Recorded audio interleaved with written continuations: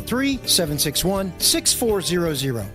I listen in the morning because he's smart and witty. Michael Brown. Yeah, Brownie knows his stuff. Tom Martino. Martino, he doesn't let anyone get away with cheating consumers. Dan Kaplis. And Kaplis, he keeps fighting the good fight. On Denver's talk station. Yeah, 630. The station I keep it on. 630 KHOW. Yeah. Ripped off, bad news. You need advice so you don't have to lose. We'll come running just as fast as we can. Troubleshooter's gonna help the common man. This is the Troubleshooter Show. Now, Tom Martino. Hi, Tom Martino here. Welcome. I got to turn my sound off here. Thank you. 303-713-TALK, 713-8255. What's going on in your life and how can we help you?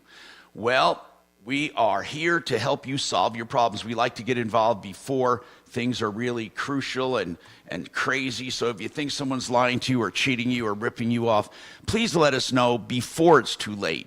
Now, again, I've had a number of people who've called, and I'm trying to give direction, and we're trying to help. You may not agree with our direction, so here's what you do. You can do what we ask and recommend or not. Some people have gone against our recommendations and have come out ahead and said, you know, Tom, I did this anyway, and it turned out better. You know, I'm not pretending that we know everything. Now, our percentages are pretty good. We usually solve more than we don't, and we do help people and give them the right direction. So let me get right to the phones, but as you see in our wide shot here, I have Jairus with me from, Jairus Hansen is from RP Center, Retirement Planning Center of the Rockies. You know, every day we try to take a different topic. That doesn't mean we concentrate only on that, but he'll be here to talk about that. And right now, Jairus, here's what I want to say real quick.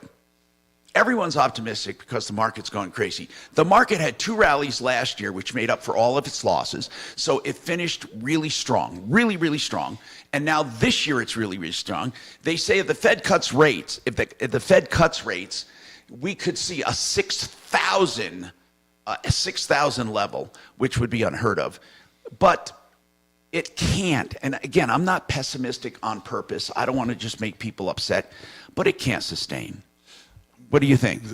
You know, I wish I had a crystal ball, Tom. Well, no. But I mean, in general, the stock market over time, as Warren Buffett has proven, over the long run, if you just don't go crazy, you can make a pretty good hedge against inflation. Yeah, and that's really the point of what we do with our clients, Tom, is we help them figure out ways to not only take advantage of the market growth over time, but make sure that their money's in a place where short term they're not going to lose huge amounts where they're going to have to stop and pause a retirement, for example, in the context of retirement here's where most people make a mistake.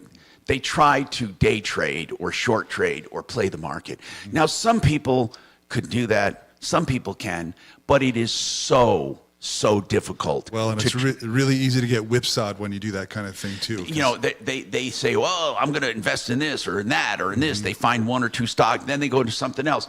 But Warren Buffett, over the long run, is probably the smartest investor that ever lived. Now, I'm not talking about, well, I am. I'm talking about him as a person, the smartest investor. But he has done nothing flashy. Mm-hmm. Yep. Nothing flashy. I mean, it's weird. So is the stock market safe or is it not? The bottom line is this. The stock market is as safe as you make it. Here's the problem with the stock market and people. And you hear Joe Chiano talk about this a lot. He says, get out of the stock market, you know. I think what he means is this, and I don't want to put words in his mouth, but I think what people mean is this. If you have a retirement account and you have a certain window, if that retirement account suffers big losses during that window, you may not have enough time in that window to get them back. Right. And there's different phases of life when you should be in the market at different levels. That's right. So, and I think that's what really it means. If you're going to stand with some solid stocks for the long run, you're going to hedge against inflation and do pretty well. If you're going to try to play the market, don't do it with your retirement account. If I'm a 20-year-old and I've got a bunch of money in a tech fund, I'm okay with that. Yeah. If I'm a 70-year-old or a 65-year-old and all my money's in large cap tech, that's a problem, and we need to talk. Now I'm going to go to the phones, but Mark loves playing with stocks, and he does pretty good here and there, but he pays a lot of attention. A lot of people don't have the time or energy to do that. Let's go to Marguerite. She has an issue with movers. And I hope it's not the same issue we hear all the time, Marguerite. I'm going to let you start your story here. What's going on? Hi, Tom. Nice to meet you. Nice to meet you. What's going on? I've been in a nursing home for about 3 years now due to some physical issues, and I've got the opportunity to transition into the community. So I hired some movers to move my storage into my apartment. The storage is 5 foot deep and 10 foot wide. I met with one of the workers, and he looked at it, and my transition coordinator asked, "How long do you think it'll take?" He said, about 2.5 hours. Okay. Then after that, where'd you find the mover? That's what I want to know. And always listen to your gut. When I don't, I always regret it. It's a friend of a friend. Well, that's better than just going on the internet. But I mean, still, okay. So, but I want to ask something. Do they have a company, or are they just people? No, they have a company. They have a website. They have a company. What's the name of the company, dear? Caring Transitions. Oh, do they specifically work with older people? I think they do a lot of estate sales and transition. I don't think they specifically work with older people, but I think that kind of becomes their... But so you hired Caring Transitions to move you? Correct. And you told them you had a storage unit of 5 by 10? And he came and looked at the storage unit with me. Before he gave you a bid? He never gave me a bid. Well, hold on. He did. He kind of gave you a bid. He said 2 hours. He said 2.5 hours, yes. Okay. And then after that, he said, "Oh, by the way, it's $150 an hour." I'm like, well, that's kind of a lot. But no, not okay. really. How many men for that? One? He ended up using 4. But was it still 150 or was it more? Like in other words, the 150 an hour represented what? One worker, 2 workers, 3 workers, 4 workers. You didn't really get details in writing, did you? No, but 150 per worker. Oh, that's so different. 150 per person. So it was going to be 300 an hour with 2 workers. Yeah, but it turned into 4 workers. So it was 600 an hour. Correct. So what happened then? Well, that all kind of snuck up on me because I got it in increments. And, but did you sign something saying you were going to pay $150 an hour per person? I did. Okay, keep going then. What happened then? So the day finally comes, and he's got 4 people, which I was like, 4 people? I thought it was going to be 2. And he was supposed to go to the storage, stop at my daughter's house, pick up a bed, then go to the apartment. Instead, he went from the storage to the apartment, then backtracked to my daughter's, and then back to the apartment. By then, the freight elevator was being used someplace else by someone else, and I guess he had to wait. Did you have a freight booked? Did you have a freight elevator booked? I just reserved the freight elevator. Well, that's to what the I meant. apartment. You had it reserved, and he missed the window. Correct. Okay, so what happened? Yeah, because he was backtracking. Let's get right to this. Let's get right to this, Marguerite. Is the problem you got billed way more than you expected? Is that the problem? $2,375. Oh my for God! 5 feet by 10 feet. From where to where? It's about a 30-minute drive. It's from like Alameda. And how many hours total did it take them? And was part of that time waiting for the freight elevator? I'm imagining it was. I'm assuming. How many hours did they bill you for? 5 hours. 5 hours and 4 men. Correct. Okay, did you have anywhere on the paperwork, you said you signed something, $150 an hour per man or per person. Correct. Did you also sign something saying it was only going to be 2 hours? No, he never put that in writing. Okay, I'm going to give you the bad news first. You kind of obligated yourself. I mean, they just snowballed you, man. They obligated. You signed saying, yeah, I'm going to pay $150 an hour per person. And so they have 5 hours and 4 people. I mean, that was really... never in writing. What's that? That was never in writing. You just told me that you... Now, I'm not arguing. I'm asking. Did you sign any... First of all, let's start here. Did you sign anything at all? Yes. Okay, what did you sign? Did you sign an estimate that said $150 an hour per person? Yes. Did it also say how many people they were going to use? No. Did it say how much time they were going to take? No. Okay, so you obligated yourself. It was in writing.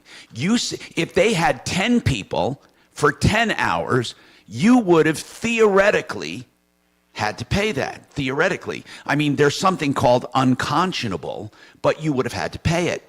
Did you end up paying the $2,375? I have not paid it yet, no. Okay. Is your stuff delivered? Yes. Oh, good. Hold on a second. Let's figure out what to do. Whew. Hold on. 303-713-TALK, 713-8255. What would you do in a case like this? I'd like to know. Do you think she was misled? I think both yes and no. We'll talk about that coming up. 303-713-8255. First, let me tell you about waterpros.net, the best water systems. You know I say that because I love it. I just gave Jared some of that Jarish some of that wonderful water, reverse osmosis. They put some in their office, by the way. Waterpros.net. You pay now about $1,400, whole system fully installed. That's like about 3 times as cheap as any plumber.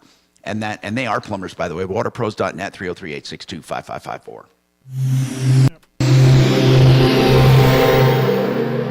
Advanced Mudjacking. It's a name you've heard in Denver.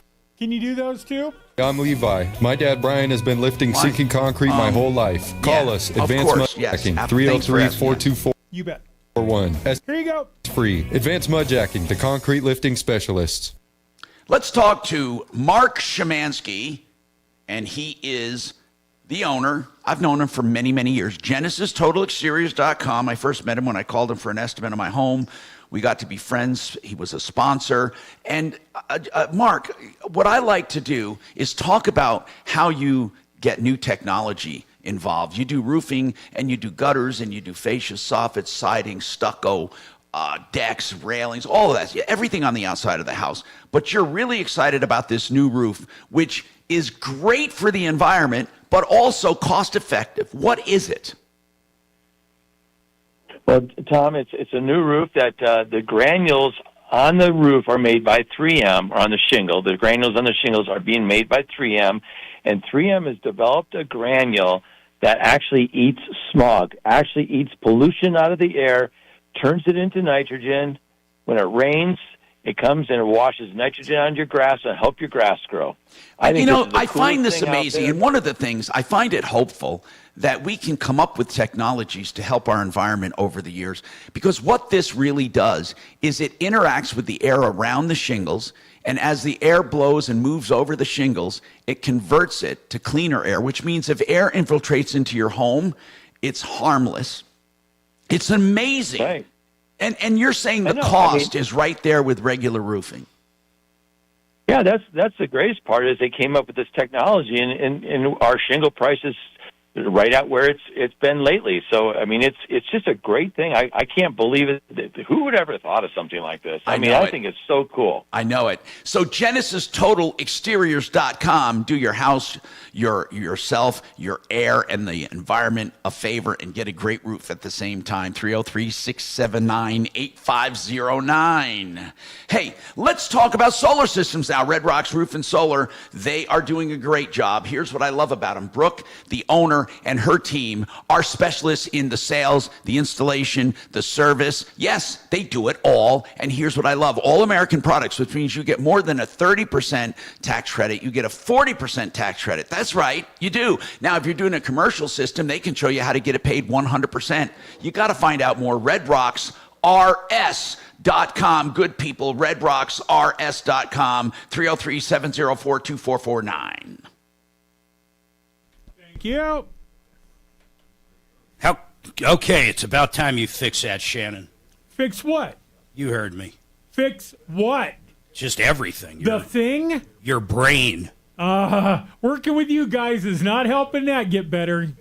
I'm going to give a little sneak peek of what Tom looked like when he was 18. Yeah, I wish I was 18 there. I'm not going to play the video yet. Wait till you see the video. You know what's funny? I'll talk about it on air, Tom. I'm gonna flash this real quick, though. Unsafe. But earlier today, it was mass confusion. There were a lot of people on the bridge. Just a little bit.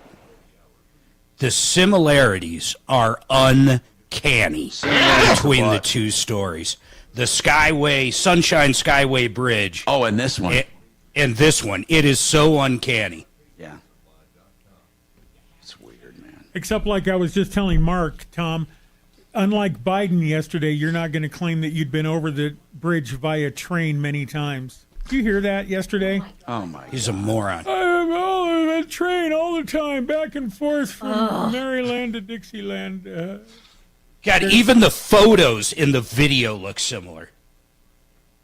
The difference, though, is the Skyway has two bridges, it looks like.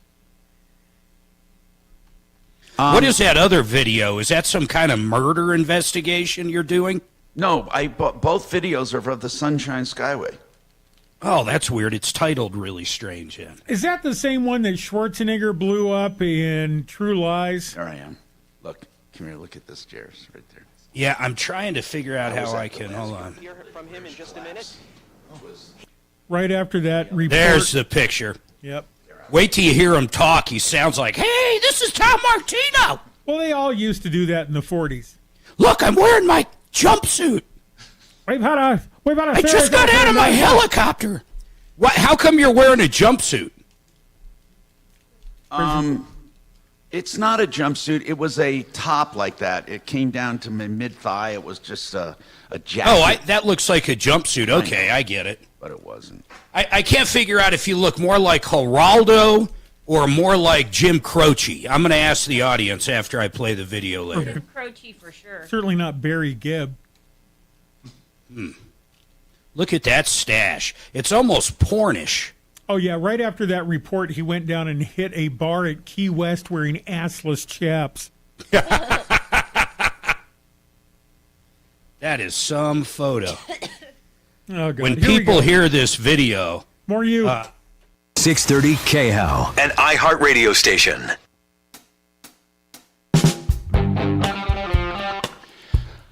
I'm Tom Martino, your troubleshooter. 303-713-TALK, 713-8255. Real quick here, Greg has a comment on investing. Go ahead, Greg.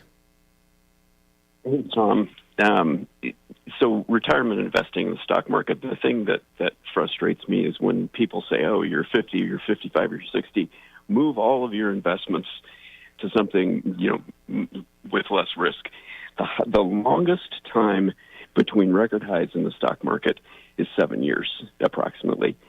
So unless you're planning on using all that money in 7 years, there's no reason to think you need to withdraw all of it into lower risk. But Greg, I kind of agree with you, and it depends. And you're right, there's no one answer. But Greg, one thing I wanted to mention, when you talk about record high peaks being about 7 years apart or sooner, the problem is the record highs don't always make up for all of your losses of lows. They don't always. It doesn't balance necessarily that way. You have to make up more in the plus than you did in the negative. You know that, right? Sure, but that's I mean, if you're maintaining a fund that's consistently following the averages, though, then if you don't sell it when it's low, you'll be fine. And some people are more risk averse, some less averse. I'm not advocating to change your strategy, but the notion that you're approaching retirement age and you need to move everything to secure, you're just going. If you're a person who is willing to take on risk, you're passing up earnings. Okay, but here's another thing I wanted to mention, Greg. There is a time, and I don't think all of your money, but there truly is a time, and I've done it. I really did it, where you convert some of it to an annuity. And I don't mean a regular annuity, the high-priced, crappy annuities, but I did a guaranteed annuity with a bonus and with income. I actually did it. I mean, but not all my money. But what, you know, I don't know what you think about that, but I think that's a good idea. Jairus? Yeah, Tom and Greg, it's never a good idea to have all your money in one basket. No, of course whether it's not. safe or in the market. And one thing that's important is if you've got a bunch of money in the market and you're relying on it for income, that may not be the best place to keep all of it. Not for long income. term. So, you know, if you are a retiree and you're getting ready to pull money out of an account, I wouldn't want to keep that all at risk, because if I've got a 30% drop in the market, all of a sudden I'm going to have to take a little bit less out as income from that account. In the future, I want you to later in the show, I want you to talk about the 3 buckets. I love that scenario. Hey, Dr. Gary, I'm going to go back to the mover thing. We're just noodling on it to figure out what we can do. Dr. Gary, you have a question? Go ahead. Yeah, Tom. I'm really calling to see if you were pleased with your top surgery for your low back. I am 1,000% pleased. Yes, but you have to understand something. I got it for what it is. You're right. It's not an end all be all. Right. It is for what it is right now. Approved for is one level, and it's going to be multi-level. I don't see why it won't be, but the one level meaning instead of a fusion, you get this. And what it does is it stabilizes your back and allows for full movement. Gary, have you seen his video he did on it? Well, I haven't seen the video. I actually spoke to Prima in Connecticut, the company that actually developed it. Yeah, and now listen, here's the deal. They're really wonderful people. And the top surgery for those listening is a titanium implant with a movable disc in between. And it literally takes the place of part of your spine. Do you understand that the bad level of my spine was removed? It wasn't fused, it was removed. There's nothing to grow arthritis, and there's nothing to ever pinch that nerve again. There's also no adjacent disc disease because I'm not putting extra pressure above or below it like you would with a fusion. That's not to say I could not develop arthritis in other facet joints. Of course you can. I mean, you know, you still have to, be healthy. But if you had multiple levels and of bad back facet joints and discs, and if you don't want to wait for tops to be approved for multi-level, you may have to go ahead and get a fusion. Go ahead, Gary. In my office, I see all those failed fusions. 61% of them fail within 4 to 5 years. Exactly. People, yeah. I see. Even when they don't fail, Gary, their lives are miserable because they can't move. Right. So when I spoke to Prima, they said, and I told them my diagnosis, they said, you are the perfect candidate for this particular procedure. I went to a regular spinal surgeon yesterday, and he basically, said, it hasn't been around, it's experimental, and he was just saying horrible things about it. Now, doctor, I'm going to tell you why, okay? And you know this about the medical profession, just like the electrical profession, the investment community, the HVAC community, the automobile community. What is it? If they don't bring it to you and they don't do it, then they diss it. That's what it is, because this moron doctor has no idea what he's talking about. They went through extensive trials, and hundreds of these were done in Europe. Here's the point. The point is of course you're going to still have doctors who say, it's experimental, it's no good, it's not. Well, we do know one thing for sure, that the fusion is the worst thing you can do. Okay, we know that. So here's what I'm going to tell you. Look, I am living proof. Now, I've had it a year. People can say, well, you don't know what's going to happen, Tom. It might fail. Who knows? Of course it might. Anything could fail. But I'm telling you, it's the same materials that a fusion is made from, right? But instead, it moves. So why are people saying, why would that moron doctor say a fusion is fine with the same materials but put in a different way? Why would it not be fine? Why? Exactly. I mean, here's the deal. What you need to go is see a forward-thinking neurosurgeon who actually does all kinds of surgery. So he's not hell-bent on selling you on one or the other. I already have appointments with both of them. The only 2 guys that do it in town. And one of them is There's- my doc. there's those thought. Right, one of them's your doc, and the other one's over in Aurora at CU. And they're I both can't really, wait to they're go. both really good. Right, and my other question for you was how long was it before you could resume your regular activities? I was walking around the next day. I was walking around that night all over the hospital ward. They said, "What are you doing?" I said, "I'm walking. I'm having a wonderful time." And I resumed. Now listen, I'm not recommending this, but I was doing regular walking the next day. I was going to let's put it this way. My people here will tell you that they couldn't believe I had surgery. Okay? I mean, the only thing you complained about that I remember was the incision itself. Yeah, the itchy and all that. Yeah. And here's the thing. I'll tell you, okay? My doctor said, Tom, before you go to the gym, wait at least 6 weeks.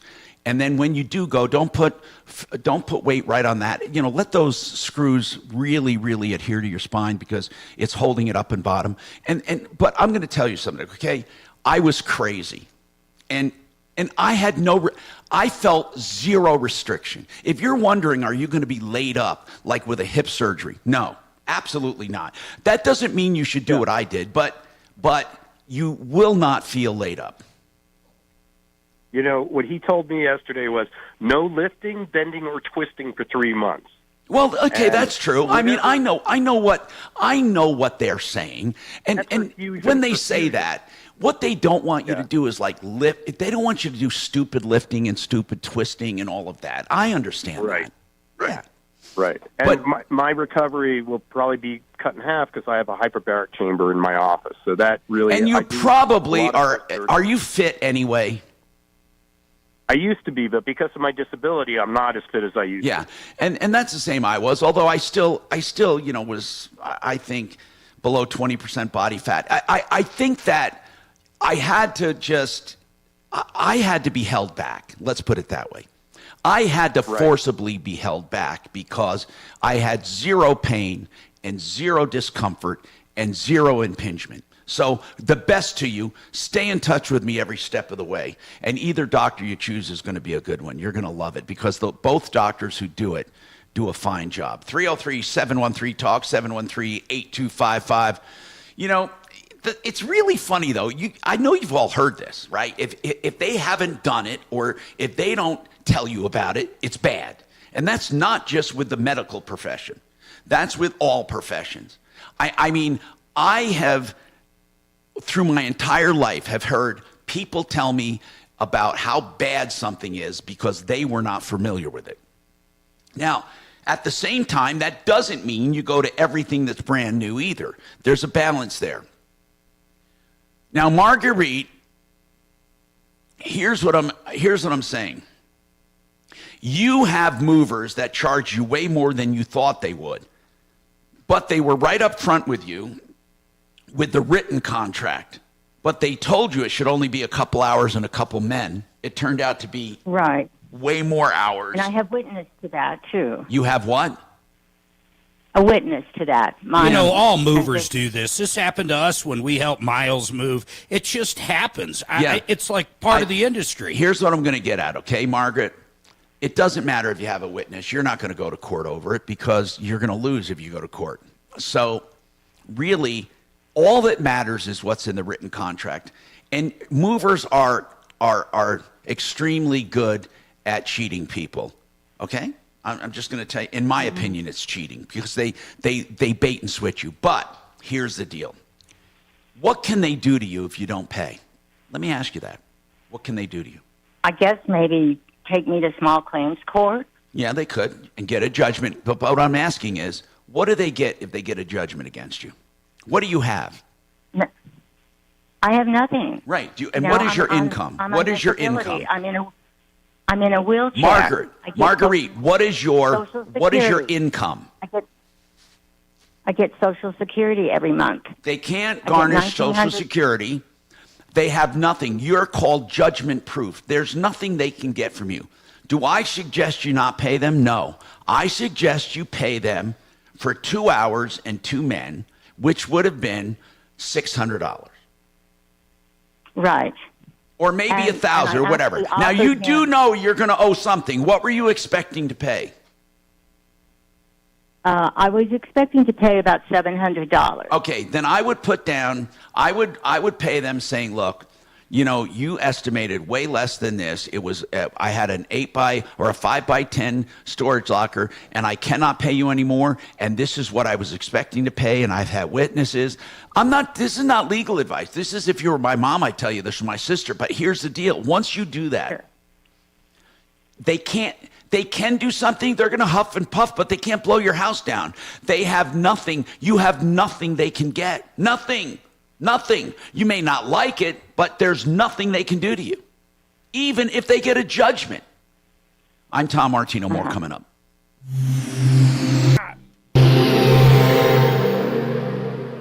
This is Denver's Do what you want. Today at 4, Got it, 630 KHOW, Denver. I was going to dump that Dr. Gary guy. I thought when he was saying top surgery, he's talking about having your breast removed. Something else, though. This report is sponsored by Allstate. New delays just south of town, I-25 northbound. All lanes of traffic are blocked by a crash just north of Castle Pines. At the moment, we're seeing stop and go back from Hess Road. No word on the details of this accident. It's brand new, and we will keep you updated. Into the Denver metro area proper, things are starting to calm down out there. I-25 north and southbound returning to highway speeds. I-70 east and westbound, no complaints to and from the DIA area. Fox 31, pinpoint weather, mostly sunny skies, warming up today with a high of 52, overnight low of 28. Warmer tomorrow with a high of 64. The current temperature in Denver is 43 degrees. With your impact traffic and weather, Mark Swan, 630 KHOW. Some people just know there's a better way to do things, like bundling your home and auto insurance with Allstate. Why make things harder than they need to be? There's a better way to save time and money. Visit allstate.com or call for a quote today. You know, I want to tell you that I credit my health to Grossman Wellness Clinic, a lot of my health, because when I got serious, I went to them.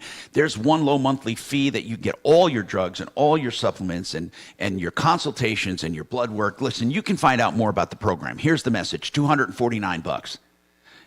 Will get you an introductory session with them, all of your blood work, and a consultation to see if you want to continue. Grossman Wellness, I'm telling you, can change your life. 303-233-4247. Frank Duran, therealestateman.com. Frank Duran will do a complete analysis of your home for the asking. And what that means is what your house will sell for. Now, you may not want to list it. There's no obligation. He'll go through it. He'll go through the comps, the supply and demand, the interest rates, whatever you need to know about what that will affect your house, and then tell you what he thinks it will sell for and what you can buy with the proceeds based on the market. It's wonderful, and it is complimentary. 303-920-1622, Frank Duran, therealestateman.com. Now, I want to tell you about Premier Window cleaning. They are wonderful people. Premier, I know these young men. They do pressure washing as well and snow removal. If you want dependable people to do your windows or to pressure wash sidewalks, garages, or parking lots, 720-953-0078. Live in a free society. Thank you. Thank you. Yeah, the bitch about that is surreal. Well, and you know that it's kind of endemic of what our society has become in the last, I would say. What is she bitching about now, though? 5 years. Well, the same sort of nanny stuff. state. You know, the Denver City Council or whoever taking sugary drinks off of menus for kids. You know what they're copying, right? New York. Yep. Well, it's funny that here's been my joke all day. Well, yeah, it makes sense that if you're sexually assaulting your kids later, you don't want them hopped up on Sprite. I mean, it's like we're worried about the wrong thing constantly.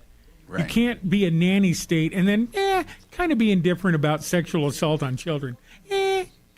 How are they indifferent about that? Well, wanting to support all the their crazy maps. books and they're like, we should stop calling them pedophiles. We should call them minor attracted persons. Because they feel bad about wanting to diddle a kid. Right. It's like, excuse me? I can't have a big gulp, but I can wear a dress and grind in front of a kid at a at a school library. Okay, gotcha. Nothing like coming back in the middle of a conversation. Don't say coming back while I'm talking about that stuff, please. Well, and I also have a huge problem with, the fact that they're like the girl on the field trip who had to sleep with a boy. I mean, and then Yeah. they kept it from him until. Listen, I'm mostly just mad that I can't go back in time knowing what I know now. God damn, I would have. All we had to go on was hearsay and occasionally a Hustler magazine at our uncle's house. Yeah. Right? Yeah. I mean, not how-to videos. No. Oh, my God, I could have... You know what I had? You know what I had, bro? What? I had a Sears catalog. Right? Oh, my God. So you're frantically turning between the Lionel H.O. train and somebody in a bathing suit. Gotcha. Hey, I'm going to try this More lingerie. switchblade, Shannon. Okay. Wait, you have it right now, Mark? No, I'm going to try it. Man, I'm looking at the instructions. It is not like it's not like setting up our normal connection. Not at all. But I will work It's through hardware. it and test it. Mark, is it hardware? That's software, Well, right? you program your Comrex to connect to the tie line or whatever the hell they you can use. actually then, the Comrex can actually connect to something else other than a Comrex? Switchblade. Yep. Switchblade. Wow, and do you have to get into the firmware, Mark, and hack it or what? No, it's like setting up a different remote. Okay, got but it. you do it with is it just a full-blown email address as opposed to an IP address? No, There's it's some crazy. Sort of there's a SIP dot something dot, right?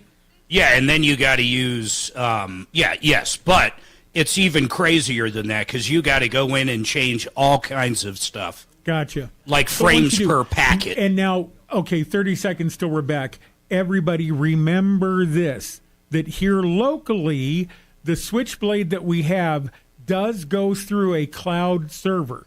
So the Comrex is a direct internet connection on on an IP.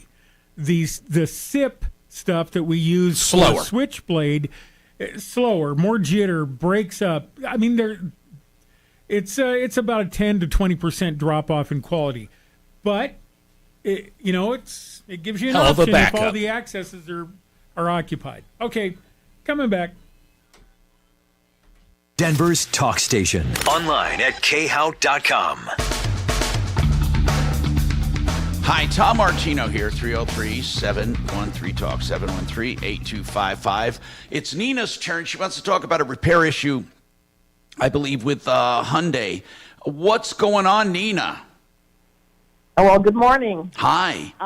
So this is the dilemma I'm facing. Okay. Is on February 15th, I was driving to my sister's house for her birthday dinner. Mm-hmm. And I was 5 miles away from her house, and my 2014 Hyundai Tucson, which has 82,000 miles on it, the check engine light came on and started flashing.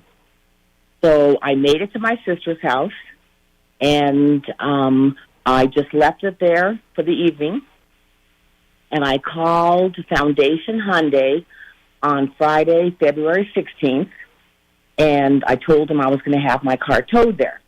Well, the female that works in the service department said, well, you don't have an appointment. We're not taking the car.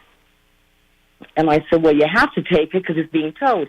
She goes, no, we're not taking it. Well, wait a minute. Why did you think they had to take it, though? Well, because it was in my mind, I thought, well, it's a Hyundai. The check engine light's coming on. So, and that's the place I usually take it to. No, I understand that, but you had it taken. You instructed them to take it there before you had even called them? No, I called them before I had it towed from my sister's house. I called Hyundai. And? The female who answered the phone said because I did not have an appointment. No, I'm I not get gonna that, take it. but I understand that. So when they told you not to tow it there, what did you do? So then I towed it to another garage, Accurate Auto. Okay. Which is not too far from me. And where is it? Where is that located? What part of the town? Are you calling from Denver or Springs or where? I'm calling from Erie, Colorado. Erie, okay, got it. Okay, so you took it to another place, and what happened? Right. So then that morning around 10:30, the mechanic from Accurate Auto called me, and he said, "Well, Nina, I've got some good news and I got some bad news." And I said, "Okay." So yeah, what is it? He said, the good news is your vehicle is fixable. The bad news is you're going to have to tow it from us to Hyundai because the diagnostic testing came out that it is a bad part in your engine. Now, how many miles on this car? 82,000. And is it still under warranty, Mark, this 2004? Well, what was the in-service date? Like, it's a 2014 Hyundai. It's all going to come down to the in-service date because it's roughly 10 years. When was the in-service date? Like, I can't answer it without that. Did you buy this new? Yes, I did. I bought it July 14th in 2014. Okay. So it's under the 10 years. I would assume then it's under warranty. So what's the problem today? Hold on, we'll come back to that. I'm Tom Martino. More coming up. Thank you. Now, impact traffic. Lazara and Euro Lazara. Got Joe it. Plumbing.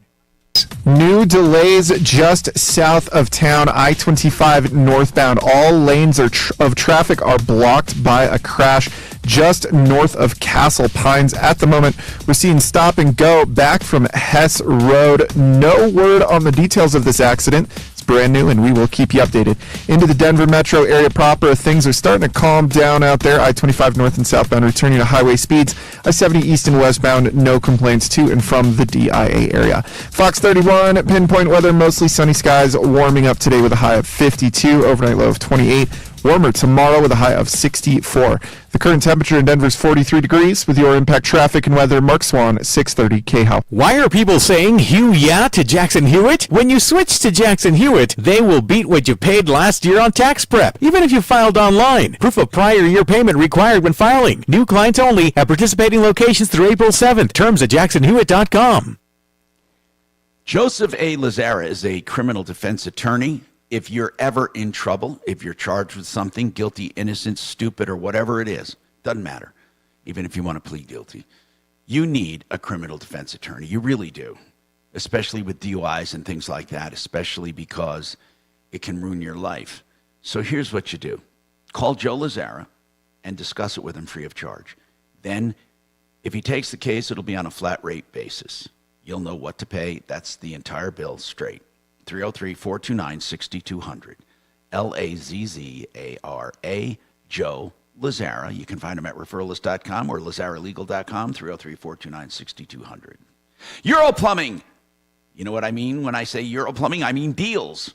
Crazy deals. Water heaters starting at $13.99 for a 40-gallon, $14.99 for a 50-gallon. That's with the old ones taken out, hauled away. That's it. And they say they'll do a best price on everything plumbing, your toilet repairs, garbage disposal, sump pumps. Put them to the test. EuroPlumbingColorado.net. 303-668-6844. Thank you. Hey, Kelly. Yeah. Kelly. I want Dragon to give you, I talked to Shannon a little bit about it, but Shannon, if you could set it up to where Dragon can give Kelly or email Kelly or get it to her somehow, however you guys can do it, the podcast with no commercials each day. What's the best way to do it, man?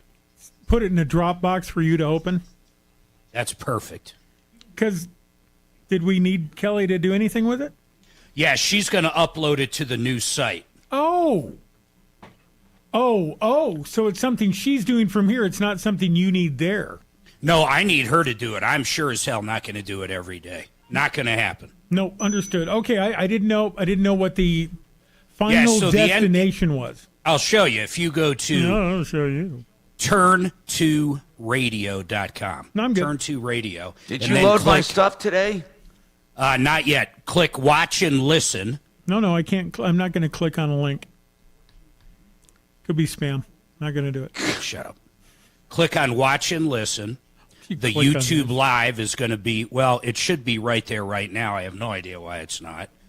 And then if you go down a little bit, it says listen to our podcast, and I'm going to teach her how to load it up. That's super sweet of you. Hey, Kelly, you need something else to do.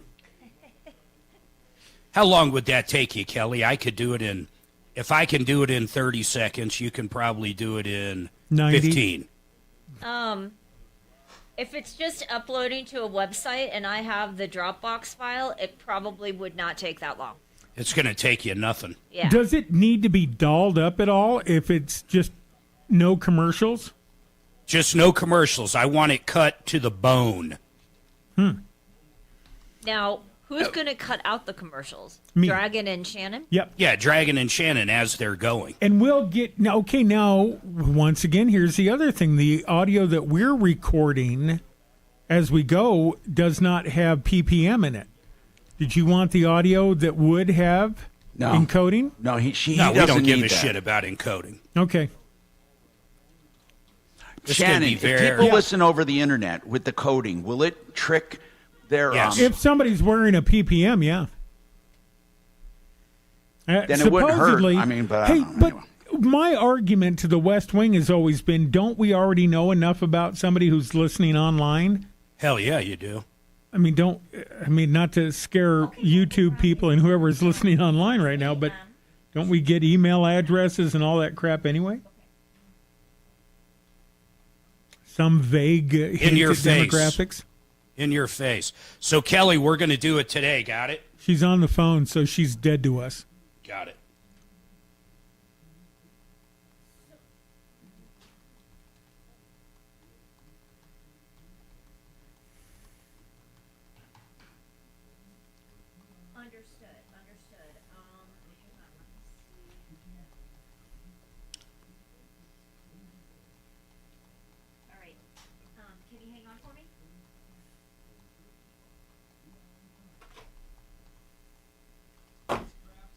Oh, well, what I was going to say, Mark, is that if it doesn't need to be dolled up a lot, like I'm saying, add any sort of content.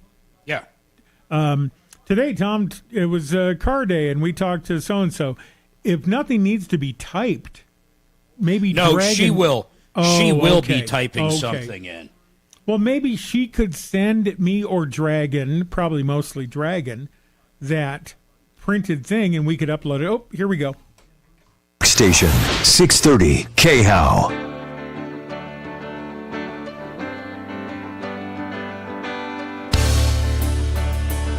Okay, I'm Tom Martino, your troubleshooter.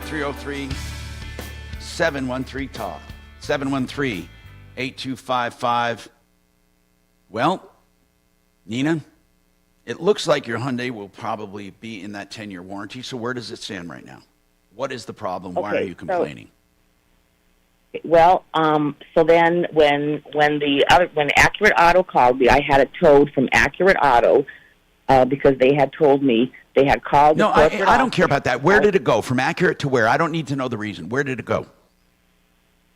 To Foundation Okay, Hyundai. good. Now, what did Foundation do? Did they fix it under warranty? No, Why? they're not fixing it under warranty. Why? They're telling me that their diagnostic testing, because their diagnostics machines cost anywhere from $10,000 or more. All that is, I want to know, what do they say? Foundation says they will not fix it because their diagnostic says what? That it's spark plugs. It's not this TSB 136 that came up. Okay, on so Accurate get the Auto. spark plugs replaced. Who cares? Well, I told them that. Okay, I told the manager of the service department, okay, let's get it fixed. And so then he said, okay. He said, well, because you didn't have an appointment, it's here, but we can't see your car till March 4th. I said, okay, I understand that. I can wait. So March 4th came along. I didn't hear from them. I called Foundation Hyundai on March 5th. And Eric told me, oh, you know what? 2 of my mechanics were injured. One is back. Okay, now Nina, I don't need to know the entire history of their work staff. Here's what I need to know. Where does it stand today? Did they ever get to it? They got to it, but now they're saying that they're waiting for a part to come. Okay. What are they doing to it? What are they doing to it? He said that they're replacing the spark plugs, and that there was a slight leak in my oil pan, which I said I've never had any oil leaks, and he said it's so slight that it would evaporate before it hit the ground. Well, that's not true. So but Nina, I don't know what the hell they're saying, but I know Foundation went to hell in a handbasket. They used to be a good organization.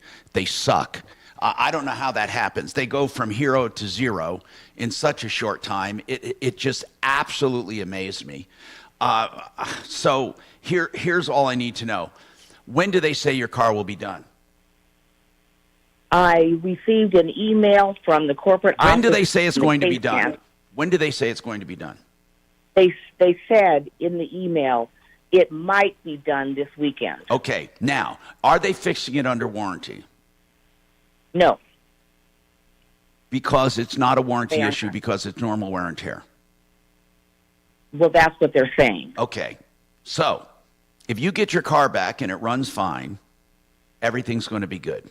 But what you're upset about is it's taking a long time. Is that what the essence of the call is? Yes. Okay. I can't. Well, they told you not to tow it in the very first place. Yeah, I know, but and then the wrong. Yeah, no, but then the wrong diagnosis by the other company got it there. I don't know what they did wrong, to be They quite didn't do honest. anything wrong, okay? I was about to tell her that. Nina, they're not doing anything wrong. Everyone is faced with these delays, and it's a terrible situation. I think here's what I'm more concerned about. But I don't think this is happening, but I'm concerned about it. And that is that your car does have a deeper problem. But the good news is you have a record of this, and you have a record of the previous diagnostic from the other place, accurate. Therefore, if you do have a problem that surfaces right after the warranty expires, you can make the argument that this problem reared its ugly head while it was under warranty, and Foundation sloughed you off. Although I don't think that's what they're doing. My gut is telling me I understand why you're upset, but they're not doing anything wrong. They truly aren't if you analyze the situation. They're simply delaying it. After you get it fixed, my recommendation is that we have one of our people check it out to make sure it's in good shape. I'm Tom Martino. More coming up. Thank you. Take your finger, hit it, so that you can type your message that you want to. Okay.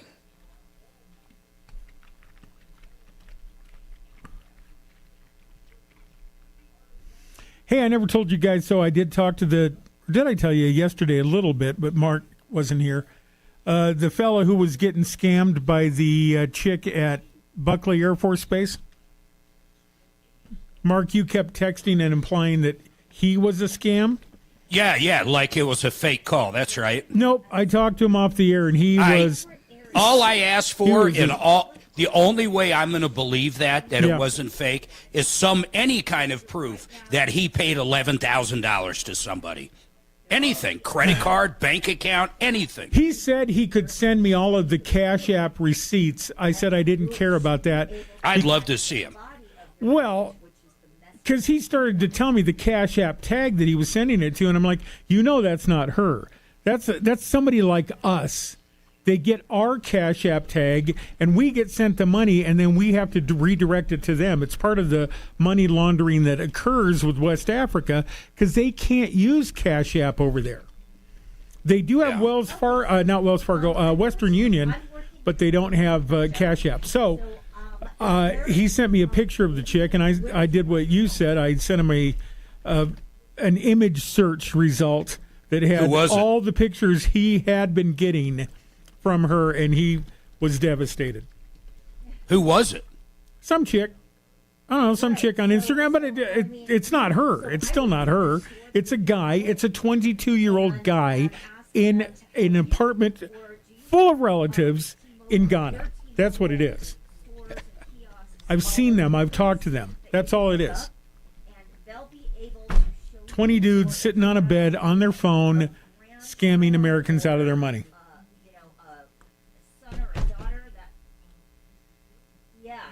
And enjoying it. I would try the T-Mobile. Oh, man. God, you sound like you just worked out, man.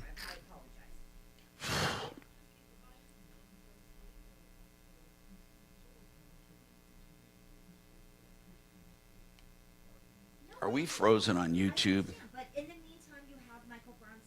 I think we're frozen. I think your face is frozen. YouTube is frozen. Let me look. No, it isn't. No, it isn't. It started. Kelly tried to help a 91-year-old guy text just now. He was 89. And he won 69. Was he playing pocket pool or what? I don't know how to send a text.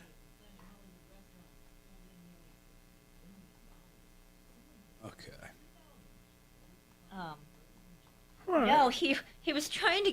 I feel bad for him. He was trying to get a hold of Michael Brown, but Michael has a completely different text number than the rest of everyone does. Well, aren't we just full of ourselves? Aren't we special? Yeah, but I mean, at least I gave him his email, so. We have our own little text line trying to separate ourselves from everyone else.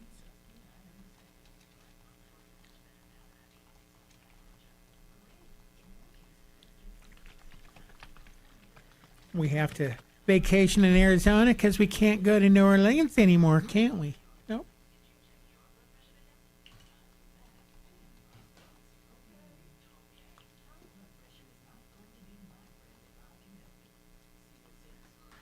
All right. Are we done with Nina? Or am I getting somebody? We're done with Nina. Are we? Yeah. We are. Yep. Okay. Because they said, get it fixed. What did Tom say? Get it fixed and then talk to us or something, or what? Right? Well, Tom and Mark aren't listening now. Well, I'm listening. I'm listening. What are we doing with Nina? Who's Nina? Oh, for God's sakes. The last caller we had on. What caller? Hyundai. God, is there a gas leak? What Hyundai? Are you playing with a dry cleaning bag right now? Have you lost oxygen to your brain? What are you doing? What? Huh?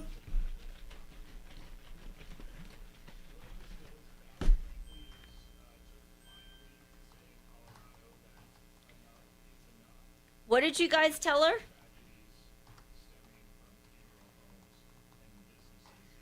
God, are they there? Oh, tell who? Nina. Who the fuck is Nina? The last call you had on. Yeah, wait a minute. I know what's going on. What? I have a brain tumor. I don't know if he's done with Nina. I mean, I don't know what the hell. They didn't do anything wrong. She should just call up the Ford dealer and ask. Okay. Say, I don't want that extended warranty, damn it, and just tell them, and maybe they'll give it back to her. You're so sweet. Thank you. Caring and compassionate. Okay, Nina, I hope that helps. Mark, did you get my script I sent? What script? For the copy you wanted. What copy? God damn. For Why Local Radio. Why local radio? Okay. Yes, mind. I did. Thank you. You asked me to put copy down for you that mimicked the video I did. What video? Well, I know it's frustrating. The other option is to call the other dealership that has it. In what's being described as a sudden nosedive. The Accurate Auto.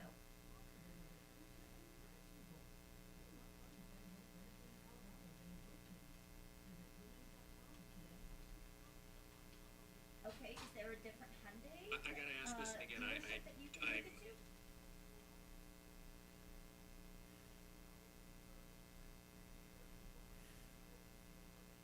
This is the great in-between. For some reason on my phone, I have Malcolm McDowell talking about the taint. This is the great in-between. Malcolm McDowell Why is talking that about on my what? phone? The great in between. The taint.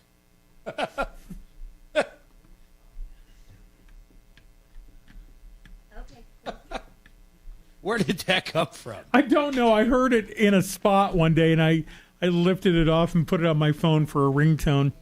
Something that's funny as hell. We call this the great in between.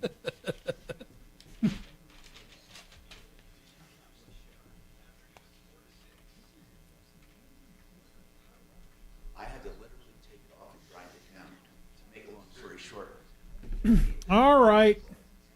More hijinks and hilarity out of you two. Ripped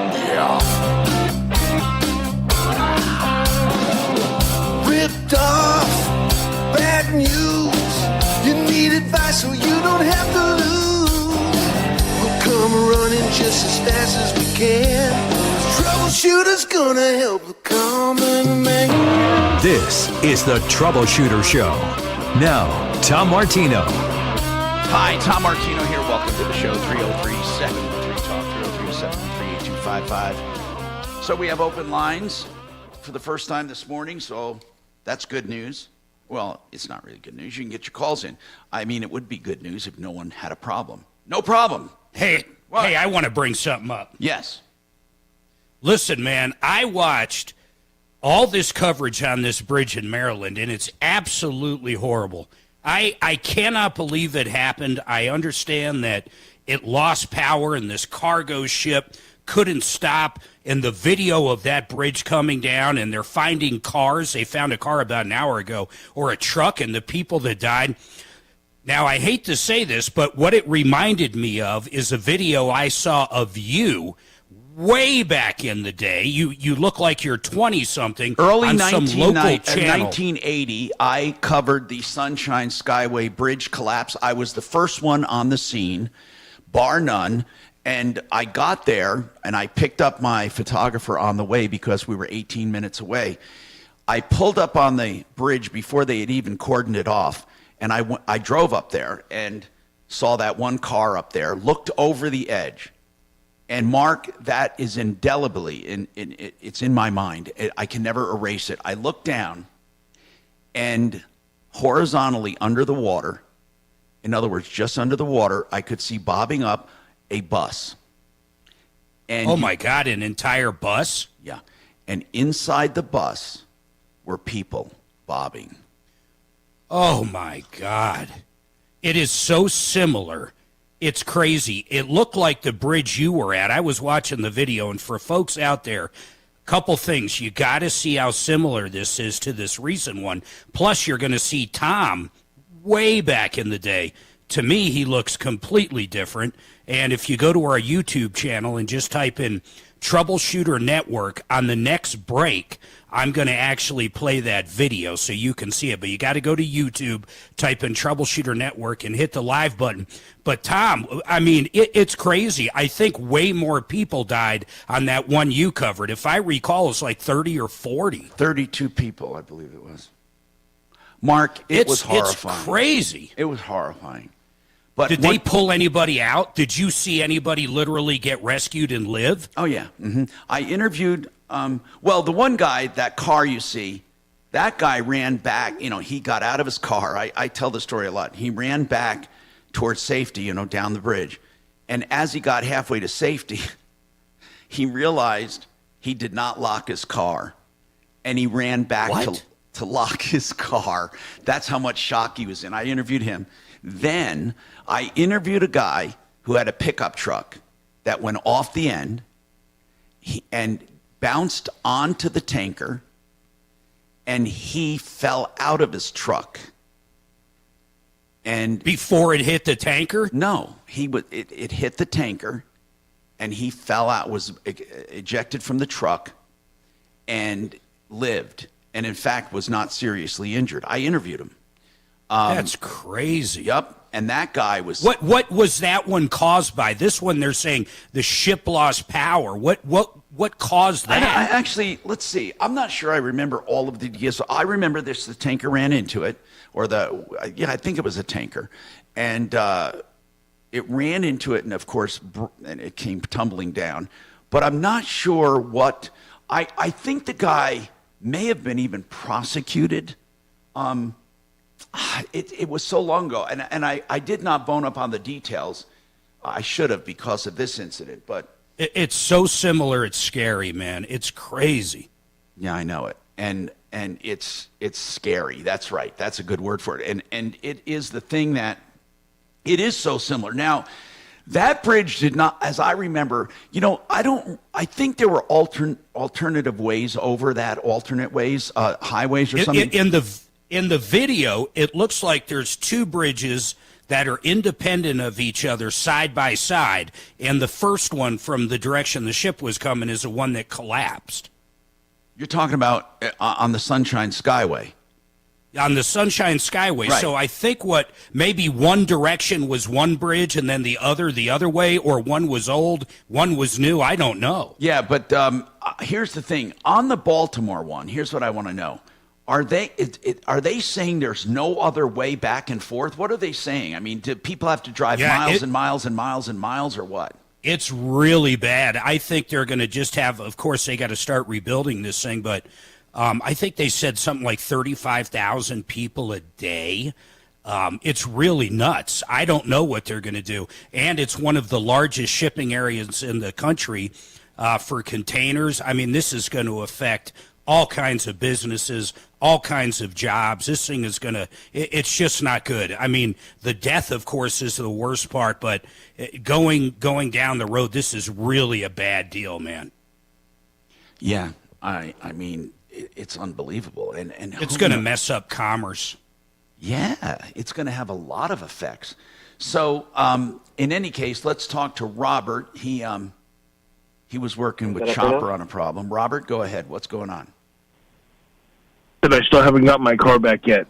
Okay, Robert, thanks for jumping into this, but I got to figure out what we're talking about. So when did this problem first come in? I'm just going to look for your call so I can look it up. And then is Deputy Chopper around? He can talk to us about it. He is off today. Okay, is this where you damaged your tires and wheels?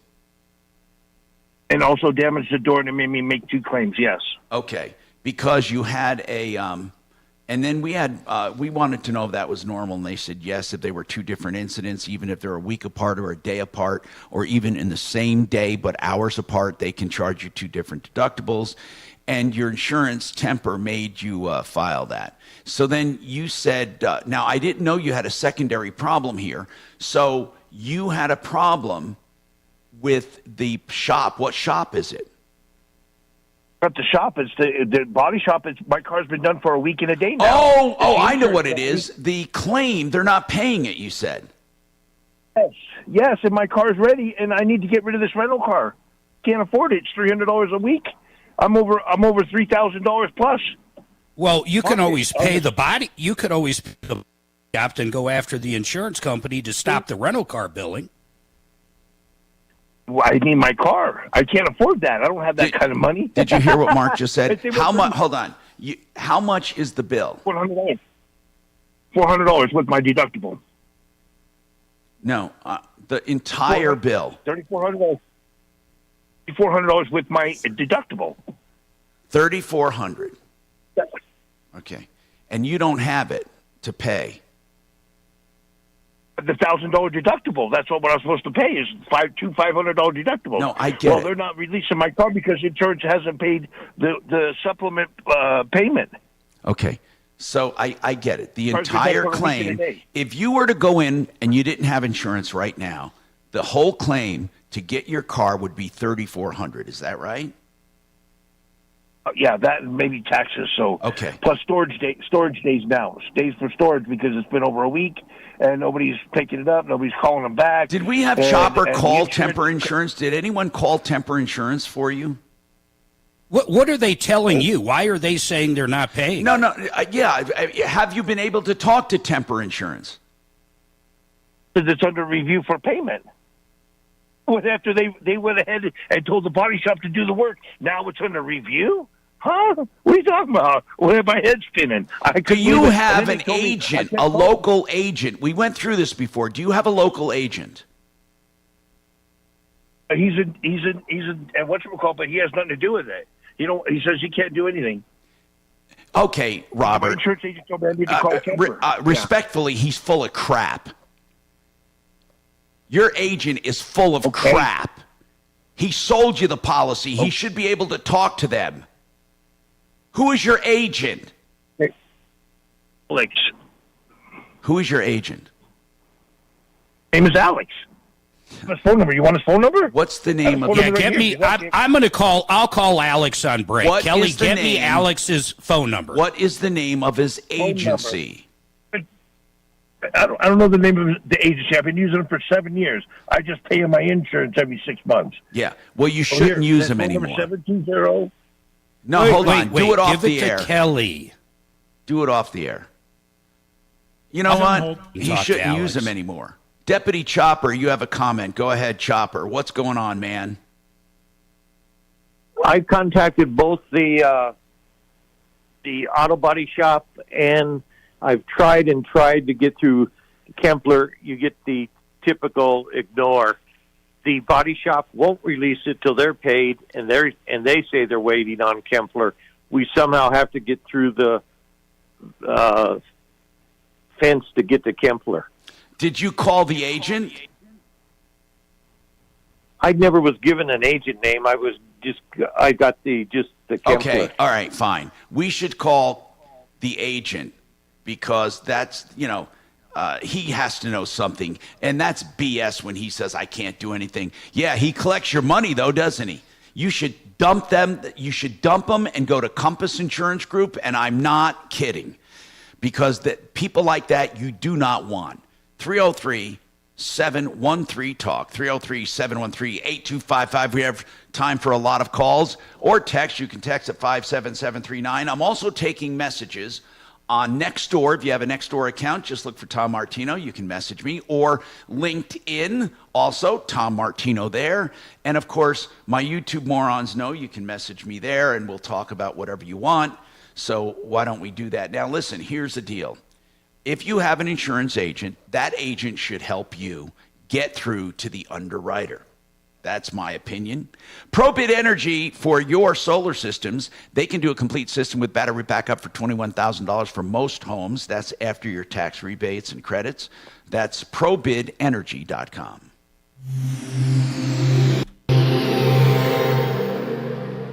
Celebrate and save at Ashley's Anniversary Sale. With Hot Buys, your choice of colors starting at just $3.99. Ashley Sleep mattresses starting at $2.50. Plus, receive a free adjustable base with select mattress purchases. And shop top mattress brands like Stearns & Foster, Tempur-Pedic, Purple, and Beautyrest Black with 60-month special financing. Only at Ashley. Subject to credit approval. No minimum purchase required. Minimum monthly payment, down payment, tax, and delivery may be required. See store for details.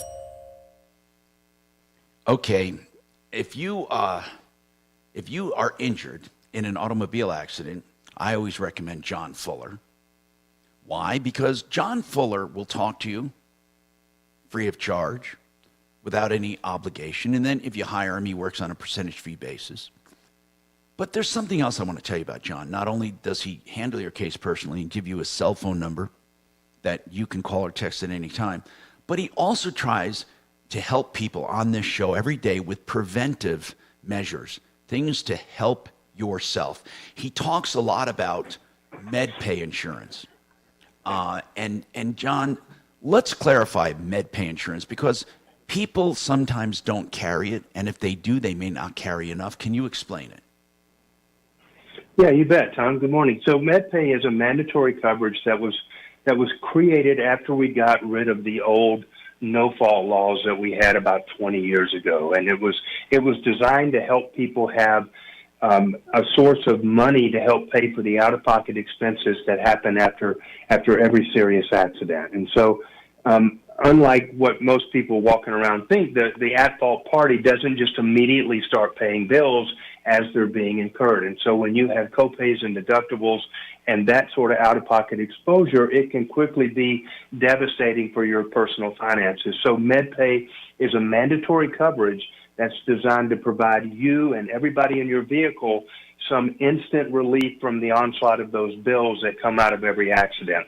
It's per person, which means that if you have 6 of your kids' soccer mates or soccer playing team in your car, it's going to apply on a per person basis. So even though you may not know what health insurance those kids have, you know that if something bad happens while they're in your car, there's at least that initial amount of money. The minimum is $5,000. I would encourage even more, and you know at least that initial money is there to help handle the ambulance and the emergency room and anything else that may happen along the way. Now, John, So you great said it was coverage. mandatory, but some people we talk to don't have it.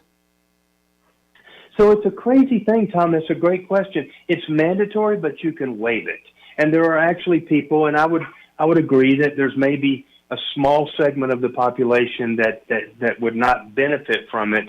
But it's a mandatory coverage. If you don't want it, you have to sign a form saying that you don't want it. And if later you have an accident and you get somebody like me on your side, we're going to hold that insurance company to the burden of proving that you intentionally waived it, and they're going to have to show us that you signed that piece of paper. And if they can't, we're going to make them provide that coverage. You know, John, I think sometimes these crooked insurance people kind of trick you into waiving it. That's what I think. I think people need to watch out for that.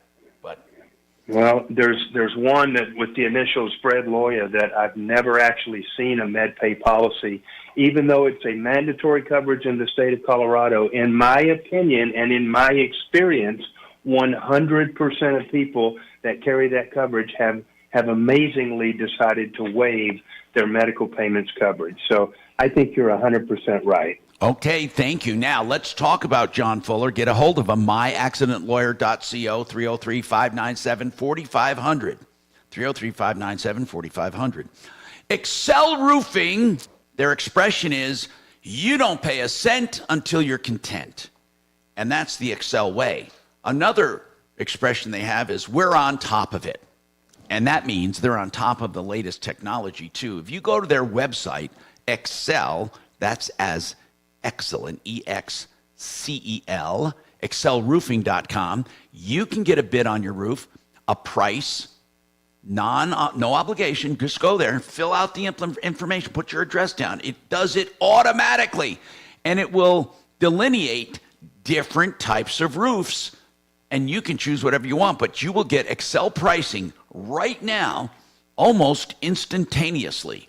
excelroofing.com. And again, this is a roofer I have known for all of my time in Colorado. Thousands of satisfied customers, including me. 303-761-6400. Hi, I'm. Hey, I got to ask you something, Shannon. Yeah.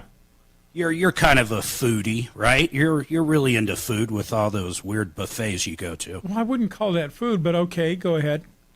Have you ever eaten at IKEA? Oh my God, yes. Have you really? Oh yeah, yeah. Is it are they contractors, general contractors? Today is Wednesday, and 2 kids' entrees free with purchase of an adult meal. Yep. At IKEA.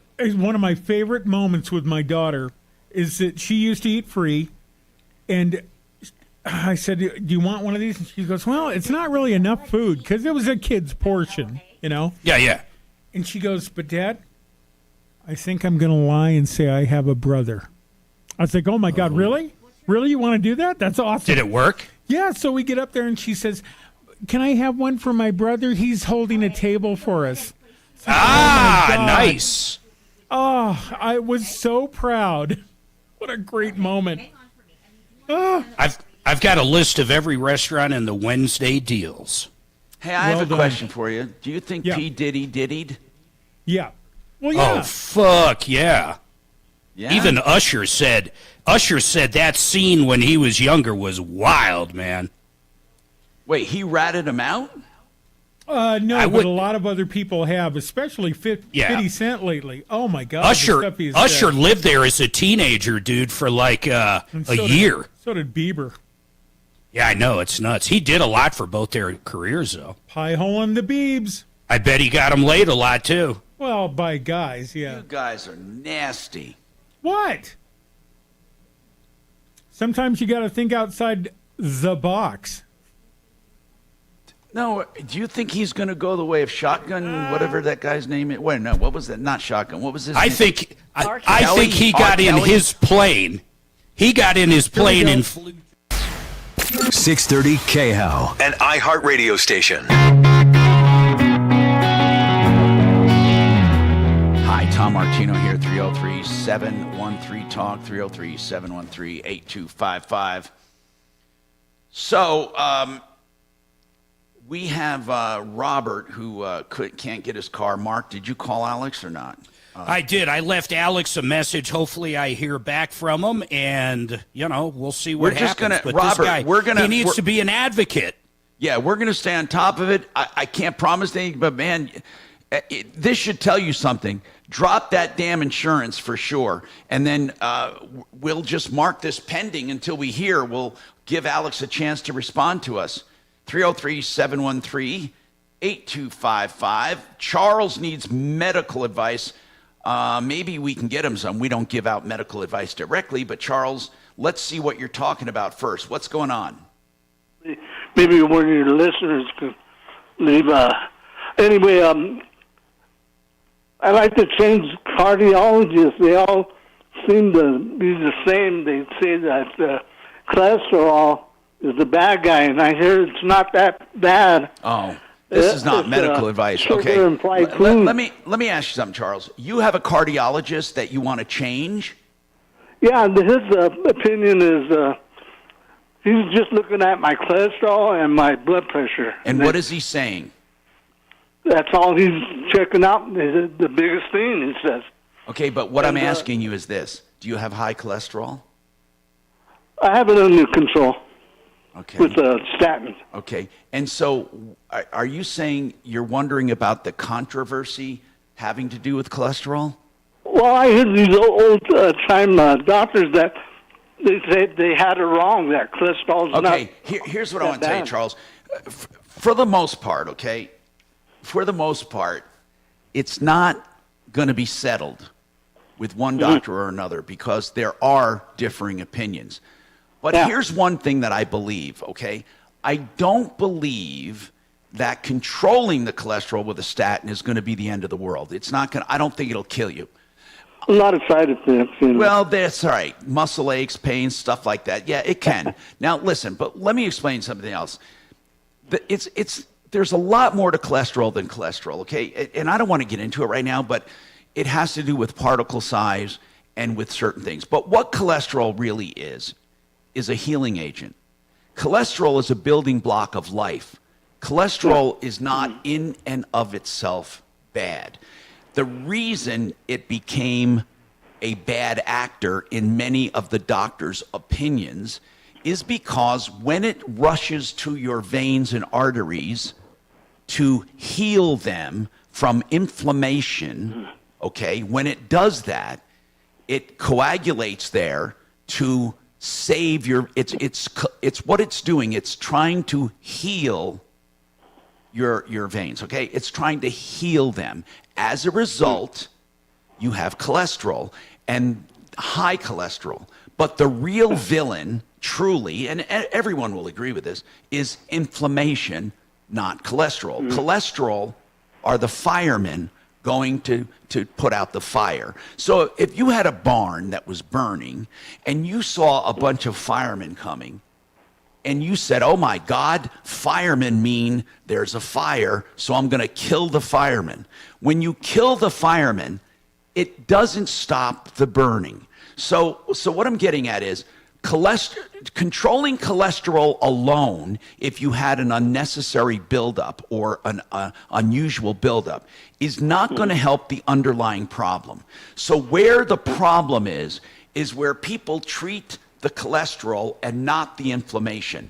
The number one problem with us today is inflammation. For all disease, inflammation. What does that mean? It means that our veins and arteries are inflamed, our circulatory system have inflammatory markers. Why? There's a whole bunch of reasons. The number one reason, hereditary, all kinds of stuff. yeah, but the number one reason for inflammation, well, there's two big reasons. One is improper dental care, okay? Gums. Well, I got implants, so I don't have any dental. What's that? I have implants. I don't have any. Well, you could have terrible inflammation in your mouth. You could have terrible gums. I don't know what your mouth is. But that's okay. But with my dentist, I'm all right on that. Well, okay. But But most people aren't, okay? Most people aren't, but you're fine. The number two problem I'm going to tell you with inflammation, if you'd like to hear, is glycation. I'm not going to get into a whole medical thing. Look it up, glycation. It's basically too much sugar. Okay, that's really basically what it is. Okay, so like I said, so that's the controversy. If you're looking for another cardiologist, I wouldn't, because you're never going to get them to agree anyway. It sounds like this guy's doing a reasonable job. And if you want another one, you talk to your primary care physician for that. 303-713-8255. Yep. KHOW Denver, 630 KHOW, an iHeart radio station. Download the free iHeart Radio app for all your music, radio, and podcasts. Now, Impact Traffic. This report is sponsored by Summit Racing Equipment. Delays continue for folks heading into the Denver Metro from the south end. I-25 northbound before Ridgegate Parkway, that's exit 192. A crash in the right lane as stop and go back from Castle Rock. We're seeing about 20 minutes of delays. Into Denver proper, it's a pretty calm drive throughout town. I-25 southbound, some slowdowns between I-70 and Spear through downtown, and up on the northeast end through Commerce City. I-270 westbound at Vasquez. Roadwork continues with slow driving back from Northfield and Quebec. Fox 31, pinpoint weather, warmer weather on the way, mostly sunny skies, high 52 today, overnight low of 28, tomorrow high 64. The current temperature in Denver is 46 degrees. With your Impact Traffic and weather, Mark Swan, 630 KHOW. Summit Racing has the parts you need to keep your truck rolling right, from custom grills to tonneau covers and everything in between. Shop summitracing.com. Use promo code RADIO for $10 off an order of $100 or more. Exclusions apply. Offer ends April 14th, 2024. So we talk about solar on this show a lot, and one of the companies I highly recommend is Red Rocks Roof and Solar. The website is redrocksrs.com with an emphasis on solar, and they do roofs around solar, of course, if you need repairs and all that. But here's the deal. Red Rocks not only knows about the sales of solar systems, they don't just sell you and then sell the contract like most. They actually do the installations, and they gather the materials, and they're all American materials, which means you get a 40% tax credit, not just a 30% tax credit. And for commercial systems, they can show you how to get it to pay for itself, literally. 303-704-2449, 704-2449, redrocksrs.com. I love Simply Floors, Inc. and the way they do business. Buddy and Karen are like consumer experts and advocates for floor coverings. They'll tell you the truth on what you need, what you don't need, what works, what doesn't work. Simply Floors, Inc., inc.com. Make your own appointment at that website. Either to go there, they'll come to you. And when they come to you, they'll bring you what you're interested in. Any floor covering, any size, any job. They have the best installers in the business. SimplyFloorsInc.com. Great pricing as well. Great value, honesty, and follow-up. SimplyFloorsInc.com.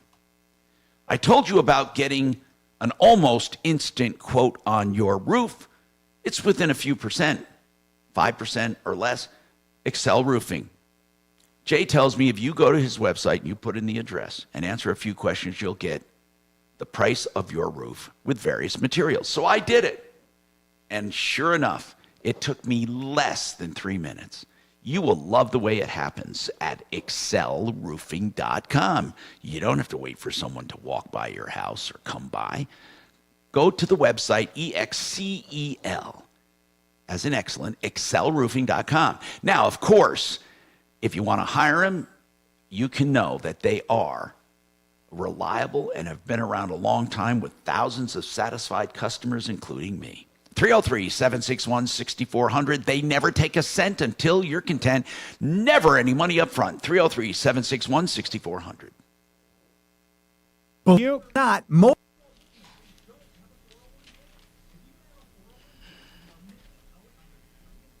Hey, Mark. Mark? I'm just curious. That's what a lot of guys say when they go down that road. Hey, YouTubers, I'm going to put that video up on the big break. I know people are looking for it, Hey, but Mark, it's going to did, be on the big break. Mark, did you hear that P. Diddy got in his jet? That's what I was saying, and he went to, like, not the Bahamas, somewhere.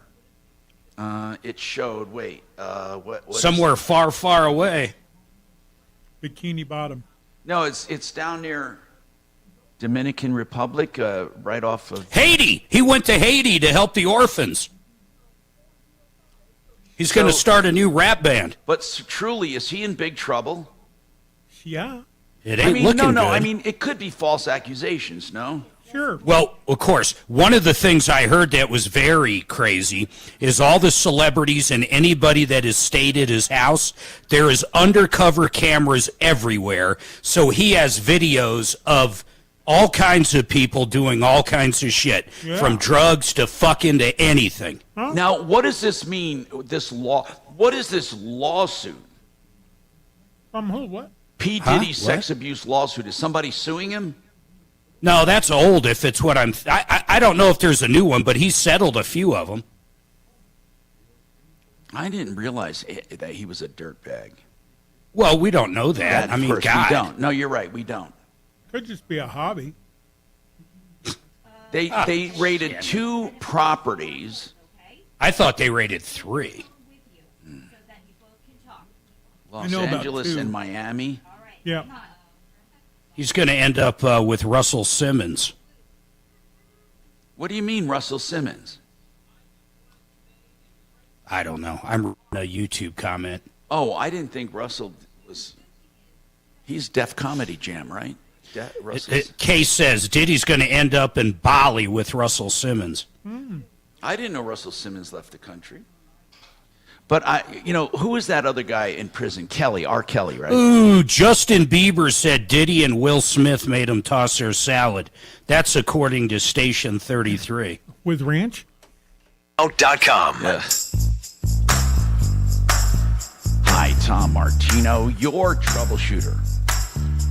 We have with us Retirement Planning Center of the Rockies. I have a few questions that we're faxing. We'll get to in a minute here. I want to go right to Laura, who has... a landlord question about the new laws coming up. Go ahead. Laura, what's going on with you? Hi, thank you so much for taking my call. What's going on? I'm a landlord, and I've been a landlord for like 20-some years, and I have a question about all of these new laws that are coming up and what all I can put in my lease. So one of my main questions is some of the fees that are allowed now. We should get Brad O'Brien on for this. Yeah, he's not available today. I already texted him. He's available tomorrow. So a lot of these are not laws yet. The Colorado House has introduced a bunch of bills. Are you speaking of anything specifically that has been passed? Yes. So one of my questions is out of the last set of rules that was passed, it was saying that you couldn't put any more fees in there, like list out any sort of fees, and part of that is so they can get rid of all the junk fees, which I understand. But in my particular lease, I had a fee in there for like a lease break fee, that they would lose their deposit and maybe 2 months rent, or I had a... Which law are you specifically referring to? Well, maybe I'm just confused. I thought there was a law that was passed that said that you can no longer have fees listed in there, that you can't have. That's going back That's going back to like 2020, though. I know. That's what I'm trying to figure out. Go ahead, Mark. It says a landlord shall not require a tenant or mobile homeowner to pay any fee or other charge other than the rent, except that a landlord may require a tenant of a mobile homeowner to pay a use-based fee that is described in the rental agreement. See, here's the deal. So go ahead. So if you take that statement, and then does that say that I cannot have a lease break fee, or that I cannot say, I'm going to charge you $300 for cleaning if you don't clean the place before you leave. No, I think if it's spelled out, and Tom, by the way, it's HB 20-1141. HB 20? Okay. Yeah, -1141. But no, my understanding, and now we're going, I mean, really, this is like COVID times. You can put like a late fee in there, but the late fee can only be a certain amount. I think it's like, $80 or yeah, I'm looking at it 20%. right here, and I think, Mark, the main deal of this is that they have to be spelled out. You can't just, it's more of a clarification That's issue. what I was going to say. If it's not in the lease and it's not already laid out, you can't all of a sudden come up with a new fee. No, mine were spelled out in the lease. Mine said... it's always best. When was the last time, who made up that lease for you, by the way? Did you have an attorney make it up? No, I made it up. Well, that's a bad thing to do because you could lose all of your rights when you have to evict people. You need to really get an attorney like Brad O'Brien, O'Brien Legal Services, to go over it. It won't cost you a lot to go over a lease and make it legal according to today's laws. You know what's coming up, Laura. Have you heard about the one that says basically you cannot evict or terminate a lease? It has to go on and on and on unless you have a specific cause and they outline what the causes are. You can't, even if you just don't want a lease anymore, you can't do that. Our governor's not going to sign that. As much as I can't stand the guy, there's no way. I read about that too, and I have a question about that too. And then what if they're just That's not a law already on yet. month What is your question about it? Well, the question would be if they do pass that, and I have people that are on month to month, which I do that on purpose. Once their 1 year lease expires, I just keep them on month to month. No, month to month is no longer month to month. Month to month is forever unless you want to move back into your property under certain circumstances. You can't just say, hey, my son wants to move there. You have to have a good, I don't want to go through the law, but you have to have a good reason to get rid of them. So you can't just, even if you just want to get rid of them, you don't want to rent anymore. I have to correct you there, Tom. It's not a law. No, that's what I meant. An act, yeah. It's a bill. Right. So it's not a law yet, Laura. Yeah. But when it becomes a law, then you're saying there's no more month to month. So then, I would have. Well, to, no, like, there is a month to month.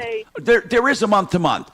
You can terminate at the end. See, let me explain this. If you had a 1 year lease if it became a new law and you had a 1 year lease, you would have to deal with this at the end of the lease. If you wanted to just trade tenants for a better tenant or a friend or a neighbor, you can't do it. If you want to just take your property back, you have to have a good reason. Okay? I'm just telling you, the law gets into your rights. Now, if it's month to month, the same thing. You get to address it every month. So there's still a benefit to having a month to month. Okay. So when you say that, so the new proposal would be that you have to give somebody 90 days notice. So my question on that No, would be, that is not really, it. No, it has nothing to do. There are some notice requirements, but that is not that is not a big deal. You still have to give notice requirements now. This guy, Dave, hold on, guys. Dave on YouTube says that the Republicans have inserted an amendment that permits an 11-month, quote, trial period for new tenants. They can be evicted without cause before 12 months. So once again, this thing is just negotiations at this point. Yeah, I wouldn't even worry about it now, Laura. So going back to the question that I have from the last thing that passed during COVID, is there anything that, is it legal for me to have in my lease that says, if you break your lease, I'm going to charge you? We can't tell you that, Laura. We can't tell you that specifically. You have to. Everything in there about fees is highly regulated. You have to do it according to the law. you can't even evict someone for fees. Let's say they have a late fee every month and they never pay their late fee. You can't add interest to them. They can only be a certain amount. And as long as they've actually paid the rent, not the fees, you can't even evict them for non-payment. What we're trying to get, we're not trying to be coy here. What we're saying is this. In general, you can charge many, many fees, but specifically they have to be worded, and you have certain limitations of rights when it comes to enforcing them.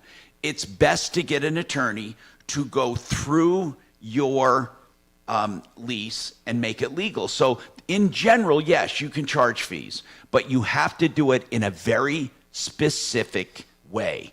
303-713-TALK, 303-713-8255.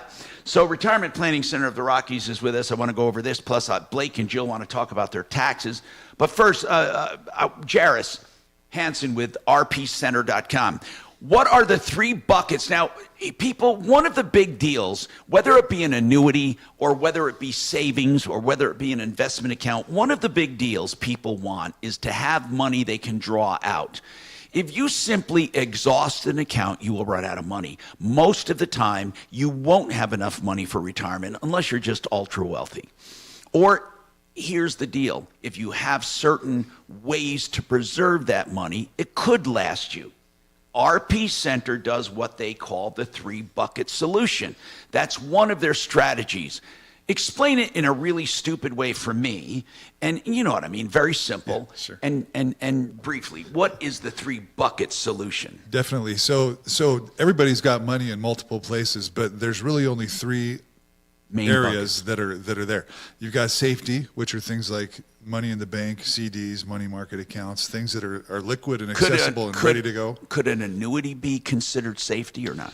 We don't put it in the safety bucket. No, that's the income. It is, okay, correct. Keep going. Okay, the second bucket is income, which is where an annuity would fit. Other income-producing assets fit there. This is where we will put your Social Security if you've got a pension. Or maybe some dividends. Yep, things that generate income. And then the third bucket is growth. The growth bucket is where we put money that we're going to need, but we don't need right now for income. What I prefer to do, and what we do at Retirement Planning Center, is we'll get income set up so you've got Social Security, and if you've got any pensions, whatever the case you might got be income there. But we want to make sure that you've got as much of your income guaranteed as possible and as much as you're comfortable with, so that if the market does crash, we're not relying on money out of the market to cover the income that we need.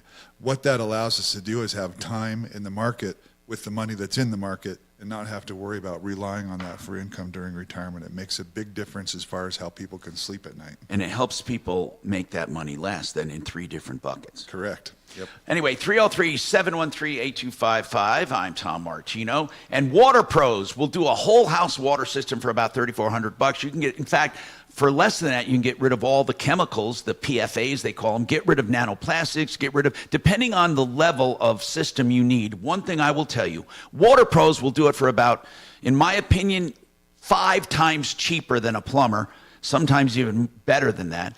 Waterpros.net, 303-862-5554.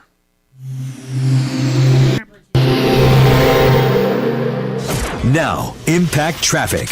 This report is sponsored by Lowe's. Some good news south of the metro area, I-25 northbound before Ridgegate Parkway, a recent accident. You're busy right now. We're still seeing some slow traffic back from Castle Rock Parkway, about 5 minutes of delays. For folks heading to Commerce City, I-270 westbound at Vasquez, roadwork continues with slow driving back from Northfield and Quebec. I-70 east and westbound flowing free to and from the DIA area. Fox 31 pinpoint weather warming up after yesterday, mostly sunny skies with a high of 52 degrees, overnight low of 28. Tomorrow partly cloudy with a high of 64. The current temperature in Denver is 46 degrees. With your Impact Traffic and weather, Mark Swan, 630 KHOW. Save big during MVP's bonus days at Lowe's. Buy one select DeWalt 20V Max tool, get one DeWalt 20V Max Power Stack battery 2-pack free, a $179 value. Valid 3/18 through 3/29 while supplies last. Selection varies by location. John Fuller is a personal injury attorney I hope you never need. You know, but if he is there for you, you'll be happy. So if you're in an accident and you need advice, call John. You'll notice the difference immediately because you will talk to him. And of course, he has a staff and he has assistants and paralegals, but he handles each and every case. That's his pledge to his clients. And you get his cell phone number that you can call or text at any time. But here's the deal. You can call for free advice on any personal injury claim or accident you have questions about. If you decide that you want to hire John, it's on a percentage fee basis that he'll work for you. You get his cell phone number that you can call or text at any time, and that's a real deal. You're not just a number with Fuller. He doesn't brag about how many attorneys or call centers he has. He only talks about personalized service. MyAccidentLawyer.co. MyAccidentLawyer.co. Notice the difference, 303-597-4500. EuroplumbingColorado.net. You can't do better. I'm telling you that. You can't do better with pricing. Nope, can't do it. He has set himself up for value plumbing. That's EuroplumbingColorado.net. In fact, he'll do water heaters at unbelievable prices, starting at $13.99 for a 40-gallon, $14.99 for a 50-gallon. That's fully installed, the old one taken away. He'll also beat the market by 90% for garbage disposals and sump pumps and other plumbing repairs. Give him a call. Put him to the test. EuroplumbingColorado.net, 303-668-6844. If you're looking for window coverings, you want someone who's going to take the burden off of you. Listen, don't try to measure yourself and do it yourself. And it's a mess. In fact, did you know not all window coverings are the same? Or excuse me, not all window openings, even if they look the same. They could be an eighth or a 16th off. So what they do is they come in and measure for free. They have a design consultant help you pick their best window coverings for the rooms for free. If you decide to go forward with their package, they have the best installers in the business. You can go high-tech, low-tech, cell phone covered, the ones that control by cell phone, or you can do solar-operated shades, whatever you want, shades, blinds, soft goods, hard goods, made in the shade. DenverShades.co. Hey, bro. How much time do I have? 3.5. Oh. Hopefully at least another year or two. Okay, thanks, Mark. That's good. Susan and I want to travel, so. He's walking away from the mic. We rarely get time away. Who, you and Suze? Yes, we're trying to figure out how to squeeze in a mission soon. Thank God you cut out right then.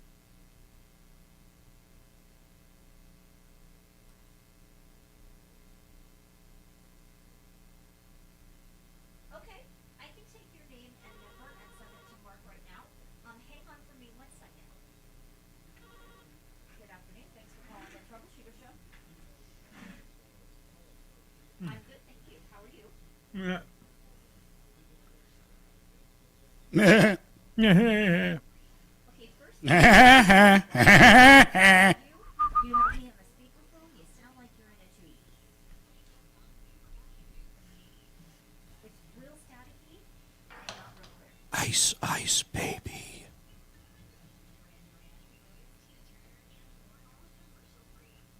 All right, back to you. Why not? Free never sounded so good. Denver's talk station, 630 KHOW.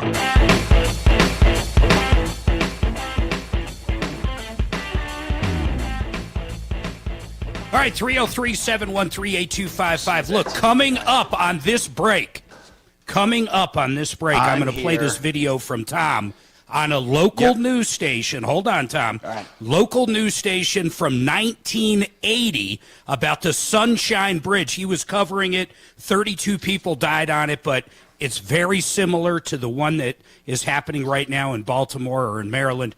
And my goodness, when you get a look at Tom with hair and not gray hair, it's going to be it's pretty amazing. So that'll be coming up right at the noon hour. Yeah, and you're going to be doing that online on YouTube.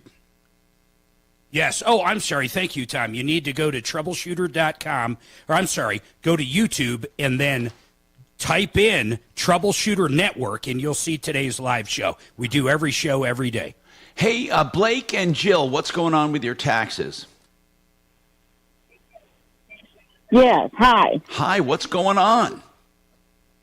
Well, we went to file our taxes. Our tax lady started to file our taxes, and she said that the IRS rejected it. It said that Blake's Social Security number was used on another return. This is happening more and more So we're frequently. Have you wondering- noticed this, Mark? Have you noticed we had a few calls about this? Yes. Big time. You know who has it, right? You know who probably somehow they got your number and started. What's that? We don't know who has it. We're just wondering how we can find out. Okay, here's what I'd like to know. Like to do. I think there is a way, by the way. Private eyes have a way of tracking socials, but I'm not going to get into that right now. What I'd like, because otherwise you're not going to take matters into your own hands. But the IRS should know and should investigate. Did they offer to investigate for you? No, we tried to call them, and we just did a recording about, did you file your taxes, or, it's I want to talk to Larson Tax Relief and ask them. We have an expert. We have some experts at Larson Tax Relief. They're pretty good people. And I think they can help us with this, or at least point us in the right direction. So if you hang on, we'll get a hold of them. 303-713-TALK. All of your calls, get them in. We want to take and help you, just like with this one. So stick around on the Troubleshooter Show, 303-713-TALK, 713-8255.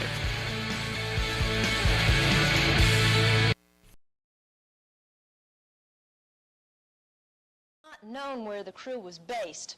Pulse 13's Tom Martino is at the Sunshine Skyway Bridge, and he has this report. Tom? Leslie, as you can see, we are no longer on the Skyway, but near the Skyway, and there's a reason for that. The bridge was cleared off completely after the State Department of Transportation had inspectors down here, and they found it to be structurally unsafe.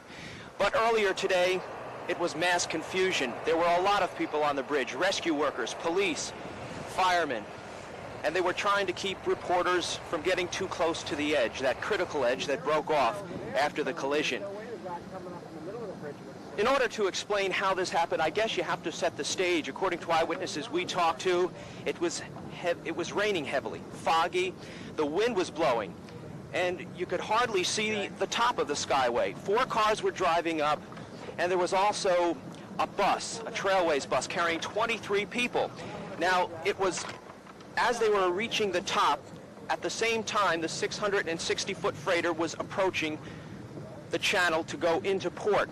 It rammed into the bridge. Apparently, the people on the bridge did not feel the impact. But after that, the girders started vibrating. And they started vibrating where the concrete shook and fell into the water. Then the steel girder started falling. Cars fell in, the bus fell in. But this one man, Richard Hornbuckle, who we talked to, and you'll hear from him in just a minute, he survived, and so did 4 people in his car. And he can tell you a hair-raising experience, something that saved his life. He slammed on the brakes because he saw something that didn't look right. He saw pieces of metal hanging off the edge of the bridge. His car is now hanging on the edge of that bridge. Let's go and hear from that eyewitness, Richard Hornbuckle, who was in that car. It was raining, cats and dogs, of course. It was dark. The wind was blowing like a hurricane. I was driving at about 20, 25 miles an hour. A Greyhound bus, I believe, some type of bus, passed me doing about 30, 35, very slow. On the outside lane, I switched over. There was a stalled car here and got in behind him. And as I came to the very top of the bridge here, I saw the rest of the bridge was out and applied the brakes immediately, and I stopped with them in about 2 feet of going in. We all bailed out of the car and went back up to stop the other cars, waving, and we got all the other cars stopped.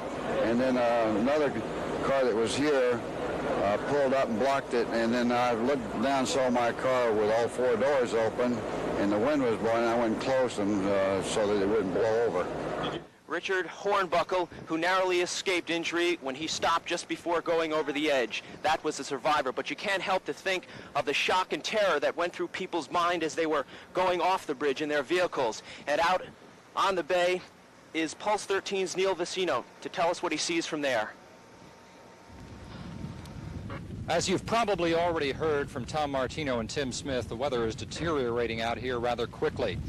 We're going to try and tell you, as far as we know, from what we can see and what we've been told, what did happen out here at 7:39 this morning. We're aboard Captain Jack Nowling's 23-foot Mako, and we're less than, about 40 or 50 feet just to the west of the Summit Venture, the ship that rammed, that hit the Skyway Bridge this morning. She's a 606-foot ship out of Liberia, out of Monrovia. She is a phosphate carrier. However, we told she was not carrying phosphate when she was inbound this morning and hit the bridge. These incredible pictures I'm sure you're seeing right now are, of course, of the ship and a large part of the superstructure from the Skyway, maybe 40, 50, or 60 feet, sitting on the bow of the Summit Venture. And the Summit Venture is less than 1,000 yards away from what is left of the Skyway Bridge.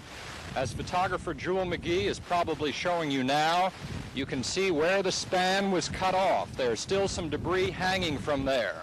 We're told that right under that spot, just a little bit north of where the debris is hanging, they are not searching there because they're afraid of the support. They don't know what type of support. I understand there's hardly any support there, and so the search operation is not taking place underneath there. But the divers are diving the rest of the length. I understand it's about 1,000 feet of the bridge that was taken out. They're searching there, of course, for any more bodies, and I suppose at this time probably no chance of survivors. The search operation, we understand, it's been expanded out, probably a half mile or more around this area. Right now, we're about as close as we can get. They're keeping all small craft out of here for obvious reasons. But the divers are down there. The ship, the Summit Venture, will stay right where she is. We're told that, of course, is not of immediate concern. The immediate concern is the rescue operation. Another thing, too, all small craft now have been ordered out of the area. We'll be leaving shortly ourselves because we understand a weather front is on its way in with 40 to 50 knot winds. Jewel, if you could come back to the bridge for a second here. As I say, we don't know too much exactly about where the ship hit. But if Jewel can go into maybe the third abutment down there, you can see it's torn off, almost leveled, only about 10 feet of it sticking out of the water. Now, this is just a presumption on my part, but the weather out here this morning at 7:39, I understand, was similar to what we're expecting in a little while. Near gale force winds, hardly any visibility. And from what we can see, it looks like the Summit Venture might have hit the bridge. I'm saying might have hit the bridge in that point because that entire concrete abutment has been taken out. But that's only conjecture. We have not been able to talk to the Pilots Association. Of course, they're very busy helping with the rescue operation. We don't know the name of the pilot who is on board the Summit Venture. Of course, we'll try and find all of this out for you later and hopefully have that information for you later at 6. This is Neil Vicino live from Tampa Bay, just west of the Sunshine Skyway Bridge. Thank you, Neil and Tom Martino. Pulse 13's Alan Wynn and photographer Lynn Rayburn flew over the bridge just about an hour after the accident. Alan has joined me now in the studio. Alan, what did you observe from the air? You know, Leslie, it's very scary because just two and a half months ago, we did a report for this program at noon when the Blackthorn was raised from the bottom of Tampa Bay. And we were standing on the very structure that's now in the water, and it was a beautiful engineering site to see how safe it appeared to be. Even though it shook just a little bit in the wind, and when a truck would go over, you kind of expect that. Like a hurricane, I was driving.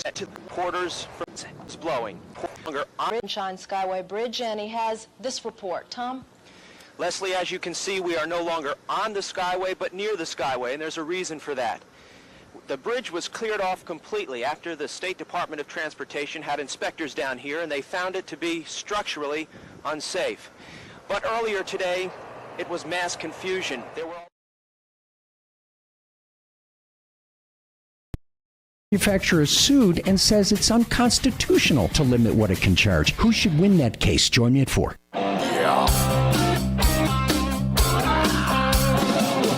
Ripped off, bad news. You need advice so you don't have to lose. We'll come running just as fast as we can. Troubleshooter's gonna help the common man. This is the Troubleshooter Show. Now, Tom Martino. Hi, Tom Martino here, 303-713-TALK, 303-713-8255. Welcome to the show.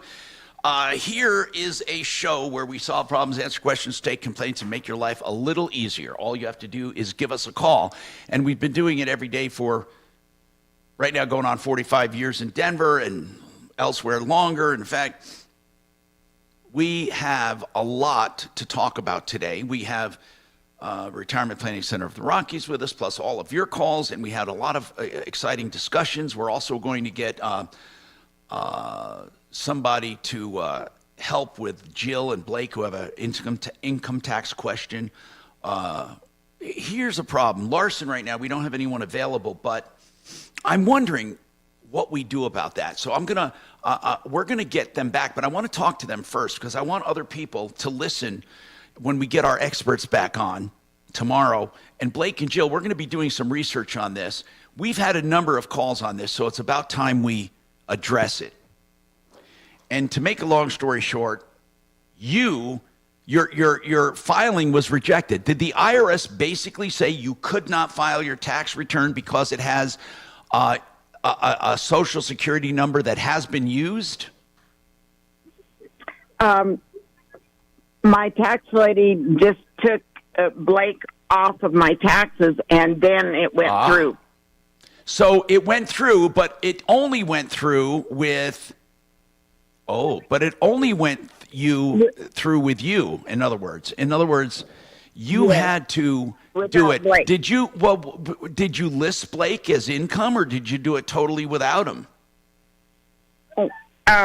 Well, she just took him off of it then, off of my taxes, and then she went ahead and filed them for me, and it went through. But well, I understand that, but did you do it did you do it with only your income, or did you do it for the household? Yeah, we did it for the household. So you did accomplish it. Blake has a disability. So Blake had a disability, so this is what my tax lady said. She said, just so you know, the difference in your federal return was about $1,200 after removing your husband. I would try to find out who is claiming him. Oh, in other words, you would have gotten $1,200 more. Yes. Someone stole their money. Someone is getting that $1,200. Mark, I'm not sure if they filed in his name or just used the number for their own. Do you know what I'm saying? Yes, I think maybe they're claiming him. Well, if that's the case, it goes back to what I said. It's because it's probably an illegal that needed a social. But the reason for rejecting it the first time, I want to get this straight. They said or a newcomer. I'm sorry, newcomer. The reason they rejected it to begin with, let me get it straight, was they said that the Social Security number had been used already? Yes. It was being used on another tax return. Did they say it was in his name? No, she just said it was being used in another tax return. So evidently someone else is claiming him. Well, that's what I don't understand, the part about claiming him. This could be a simple mistake, you know. When you contacted the IRS, did you contact their identity theft number? No, we didn't. We didn't have it, and we tried to contact them. Here's the number. Here's the number specifically for identity theft.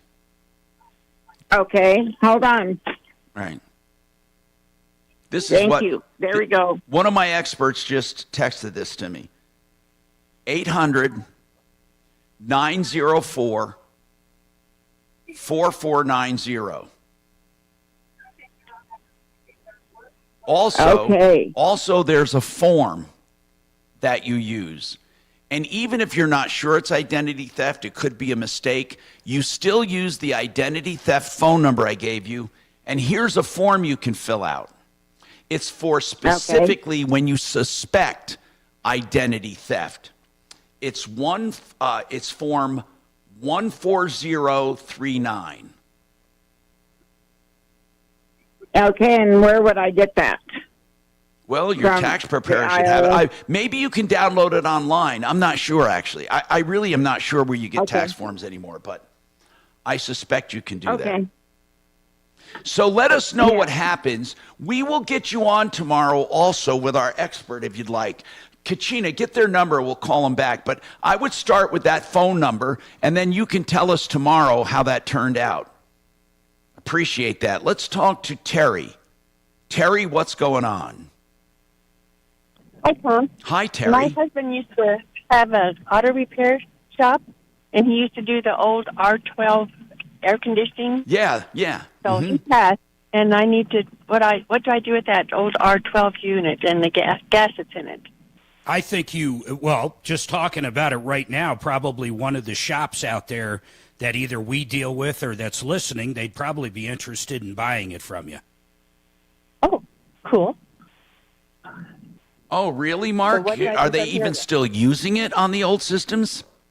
Yeah, you can still use it if you have it. It's illegal to manufacture, but if you have it and have the equipment for it, Kevin probably has it, it's not illegal to use it. It's just illegal to manufacture it. So it is going away pretty quick. Most people have converted over to the new stuff, but if someone out there owns a shop and still has that equipment, especially older shops. They would love that, wouldn't they?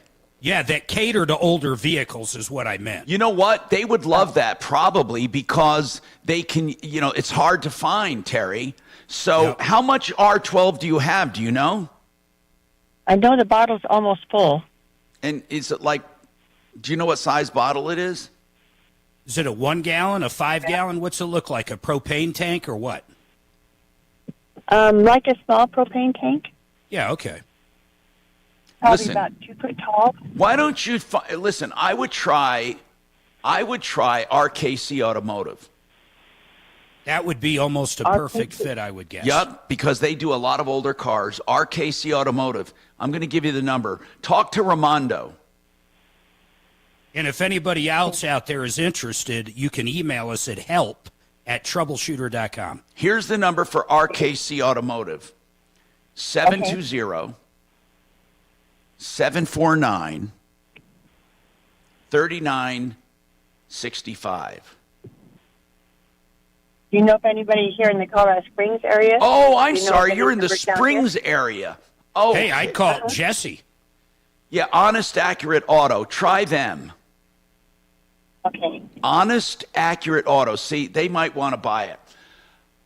All right. I'm looking at, listen to this, Tom. This is crazy. This just came up. I am looking at, I'm trying to see how many pounds this is. Hold on. I mean, I can't believe how much this is selling for. This is probably the same size as she has, and it is going for $900. Wow. Wow. Yeah, it's illegal to manufacture it anymore. That's why it's, but once again, it's not illegal to use it, just to manufacture it. Thank you. 303-713-TALK, 713-8255. Larry, what is your comment on this issue for Blake and Jill that called in about the IRS? I felt sorry for the lady because I went through this with my son and daughter-in-law. Somebody was using their daughter, and it ended up it was an ex-husband, using their Social Security number. And what that does is you can't file electronically. It'll kick back and say, no, the Social Security number has been used. But what you do is you file manually then, and just because the other person beat you to the door. So you file manually, and what the IRS will do is they'll have you fill out a form, and it just explain why you're able to claim that Social Security number. It's real simple. My daughter lives with me over half the time, whatever the reasoning is. And they'll process the return. And it doesn't mean they didn't process the other one either, but eventually they'll catch up with the person that's doing it. My point was going to be the accountant doesn't know what she's doing, whoever she has, and that she should have told her this. It's not up to the filer to go find the person that's misusing a Social Security number. That's the IRS's problem. Hey, that's really good advice, Larry. They fill it out and just mail it in.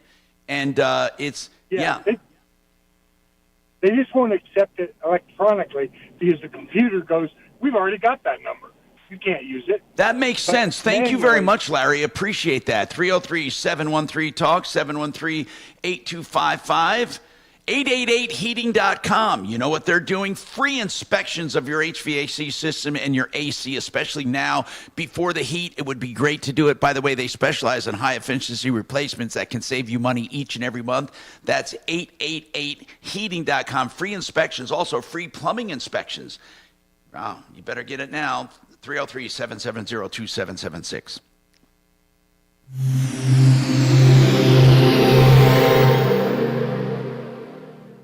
Are you a victim of the timeshare trap and think there's no way out?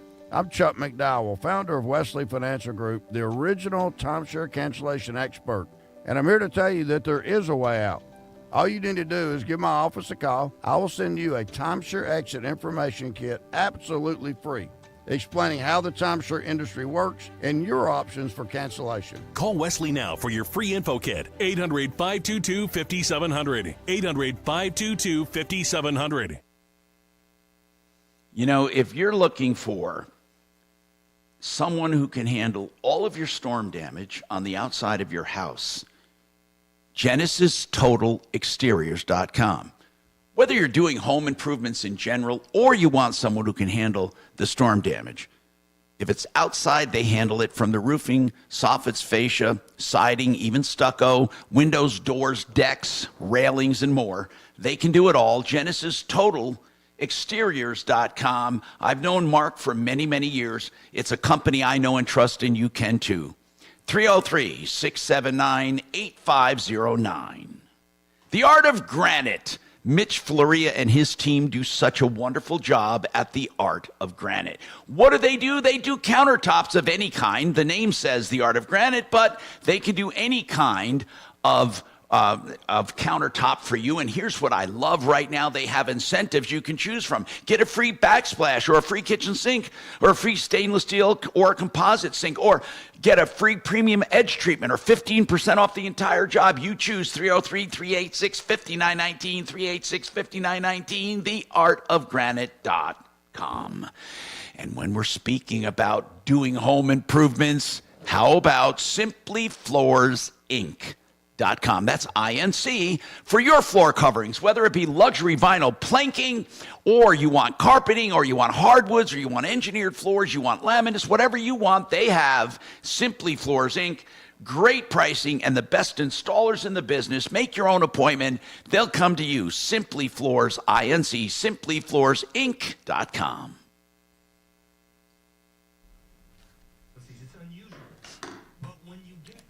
So, an ETF. We'll be right back. What exchange? Who's a good girl? Exchange traded fund. Who's a good girl? Let me hear you talk. Bought and sold on the market. Who's a good girl? Who's a good Mix girl? them up. Who's a good girl? Who's a good girl? Do you have any? So some of the things that I'm in. She's my loud talking dog. I know, but I'm in right now. I think. Turn my mic.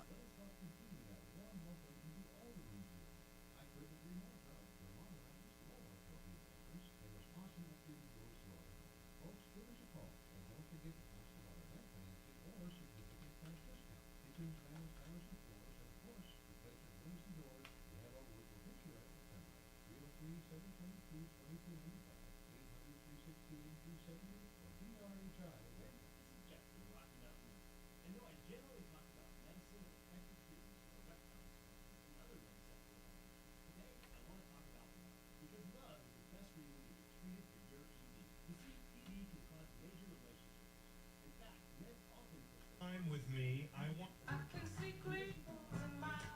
sir, a couple of spending a little time, or spending a little, thanks for with me. I want to answer. I want to.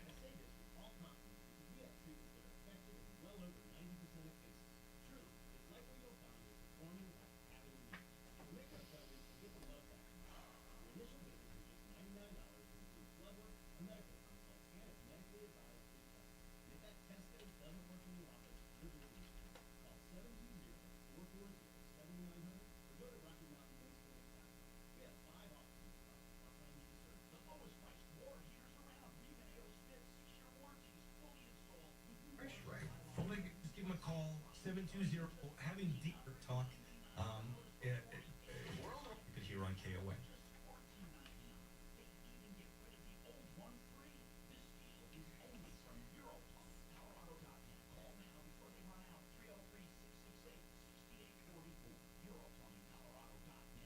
Hey, Dragon. Yo. I don't know if Shannon went over it, but he's going to give Kelly through Dropbox a file that has none of the commercials in it today for the show. So it should be around 220, somewhere around there. Okay. Did he go over that with you? I have no idea what any of that means, but sure. Okay. That means nothing to me because I got to post the podcast, so I don't know. Just give her a copy of whatever you usually post. Hi, Blake. It's Kelly over at the Troubleshooter again. Okay. So I have an expert that's going to be on tomorrow at 11. So can you and Jill make time to be on to talk with that expert?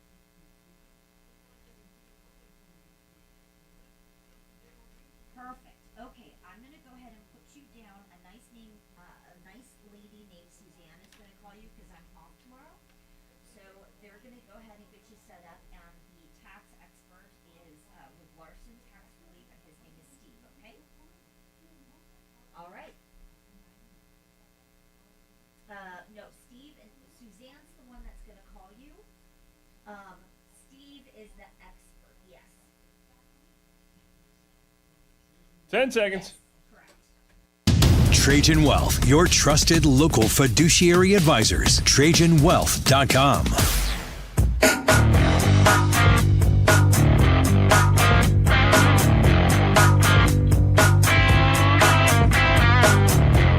Hi, Tom Martino here, 303-713-TALK, 713-8255. Butch, let's go to you. Sounds like it could be the yuck department. What's going on, Butch? Listen, I bought a package of hot dogs from King Soopers, and I was eating one of them, and something in it broke my tooth. Wow. Clean in half. The whole back side of my tooth is gone. Butch, how old are you? I thought it 84. Okay. The reason I'm asking is usually when teeth break like that is usually when you're older. I'm not saying that's a good or bad thing or it doesn't help. I mean, it doesn't matter as far as that. But anyway, so what did you do? When you say a package of hot dogs, you're not talking about ready-made hot dogs. You're talking about a package of hot dogs you took home and cooked. Yeah. And did you have it in a bun? I think I did. I must have. Okay, hold on. So you were eating it, and it broke your tooth. What did you grab the thing that broke your tooth? Yes, I got it. I thought it was a filling. I thought I knocked the filling out, but the more I feel of it with my tongue, and the more I look at it, I think that this is the debris that broke my tooth. No, I get it. But anyway, that is okay. So I have handled many of these over the years. The answers aren't always what people want to know. But let me just ask you this: did you call King Supers? I took the rest of the hot dogs back to the store and told the checkout gal about it, and she called the manager up to the front of the store. He came and took my name and phone number and the remaining hot dogs in the package and said he would contact me in a few days. He never did. I waited a couple of weeks. I went back and talked to the gal again, and she called the manager back to the front of the store. It was a different guy this time. And he said, what hot dogs? He did the same thing. Did they, hold on, did they remember you at all? Yeah. I'm getting through it. If I could tell you the whole story, just take a few more minutes. Okay, go ahead. Okay. The second guy took my name and phone number. Of course, I didn't have the hot dogs there. I had given them to the first guy. And both of them, I don't think they took me serious. They just wrote my name and number down on a piece of scratch paper. And I never heard nothing again. So I came back a couple of weeks later. And I mentioned it to the gal who had witnessed both of the transactions. And he called another manager up to the front of the store. This time it was a lady who had an official-looking form she had me fill out. And then she said they'd get back to me, and they did. And she called me yesterday and said King Supers would offer me $300 at the end of it. But this tooth is busted. Hey, Butch. They may have to. I'm sure they're going to have to pull it. Butch. I mean, there's no back side to it. Butch. It's just the front side of the tooth. I'm going to the dentist Monday to get an estimate. Butch, just let me talk to you about this, okay? Okay. King Supers probably did not owe you a dime. So what they're doing is what... into hot dogs. Butch, let me just explain this to you. They probably on the surface don't owe you a dime because it is what's called a food contamination thing. And just let me make a long story short. They don't technically owe you a dime unless you won a lawsuit, okay? They don't owe you automatically. What they did with that $300, what was called a goodwill gesture, okay? Now, obviously, it's not going to cover your tooth, but most of the time, unless you can show and prove your case to the manufacturer, King Supers has no liability at all. It would be the manufacturer. What King Supers is doing is a goodwill gesture. If you want to take the $300, go ahead. If you don't, you would have to go and sue the manufacturer. But you don't have any information anymore. You don't have the proof. You don't have the evidence. You have nothing. And it's too hard to reconstruct it. And it would be too expensive because no attorney will take it unless, and even if they did take it, there's not enough money there to justify a personal injury claim. So this is one of those weird situations where it's probably not worth it to pursue it. And I know that you don't want to hear that, but I have to tell you the truth. Right. Okay, I was just kind of bouncing it off you. That's what I... My mother once broke her tooth eating Swanson's frozen chicken years and years and years ago. And my mother thought they should pay her the world. And I said, Mom, it's only worth what it's worth. You're not going to get anything. And it was a bone, which is a normal, it was supposed to be boneless, I think, something. What the bottom line is this. Yeah. It's like, here's what probably that was. That was probably a bone fragment or something. Did it look like a bone fragment to you, Butch? It's a piece of metal. Oh, my gosh. Okay, that changes things a little. And I'll tell you why it changes things. Because that's not the normal course of manufacturing risks. So that could have changed things. Did you ask if they have that hot dog and metal? Do they still have it or not? I have the metal. The guy, the manager took the hot dogs and... Have you been handling the metal a lot, or is it in... Or what, did you put it in a baggie or what? I put it in a little plastic bag. Now, wait, how big is that piece of metal? Is it bigger than a quarter? Oh, no, it's about the size of a match head. Okay. Yeah, you know, Butch. I thought it was a filling, you see. No, I get it, Butch. I don't think you're going to get anyone to take this case. That's the truth of the matter. Okay. I just don't think you will. Right, you know, food contamination is a funny thing. And that is, with food contamination, a lot of people believe if they can prove where it came from, and they can prove even if they can prove their case, they magically are owed money.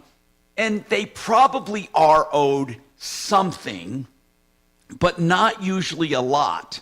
And it's really, but there are some contaminations with drugs and things that can get into the millions. And then there are other contamination cases with food or deodorant or something that aren't worth going after. And in this case, here's the bottom line, I don't think you'd ever find anyone to touch it. So I would take if it was me, or if you're my grandfather or my brother or my uncle, whatever, I would tell you to take the $300, but I'm not giving you legal advice. Feel free to talk to an attorney if you'd like. Well, I trust your judgment. Well, thank you. I'm sorry it happened to you. And listen, there are some lower costs. It doesn't really hurt, and I don't want to go to the dentist. I'm going to have him look at it. Now, you know, also, you may not want a whole implant. It depends on how important that tooth is to you. 303-713-TALK, 713-8255. We have more coming right up.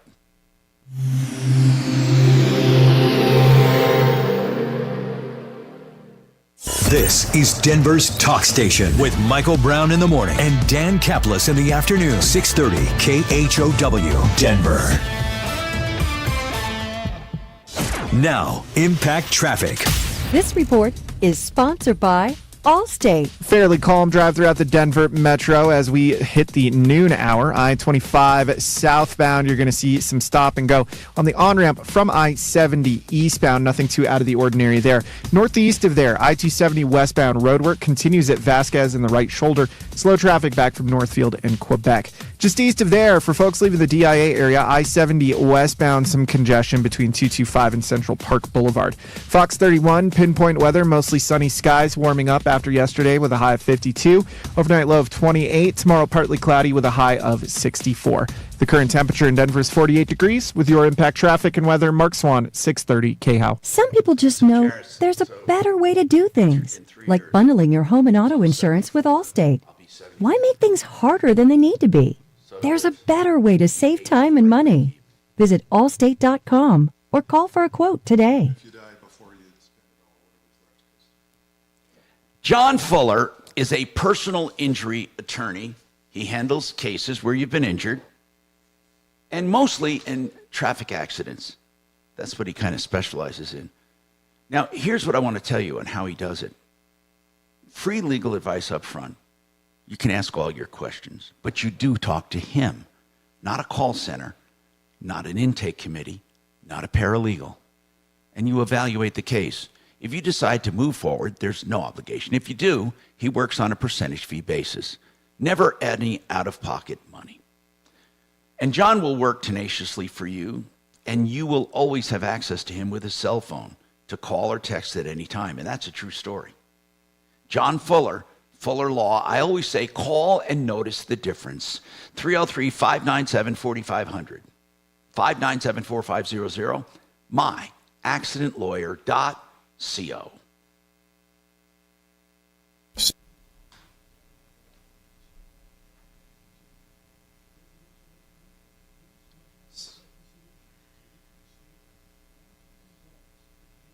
So let me ask you something. If someone was younger and did that, do they get the income even though they're not retired, or do they have to be retired? With those kinds of accounts, you can't. Let's see what he does. That's like blocking into it. No, I'm talking about, is there a way, if my son wanted to put $1 million in and get that income in 3 years, can he do it as a young man? You have to wait till 59 and a half. Okay, that's what I was. With annuities, yeah. Okay. Works like That's that. good to Kind know, of a okay. qualified plan. Unless you get paid penalties. But it would be great for my wife. God.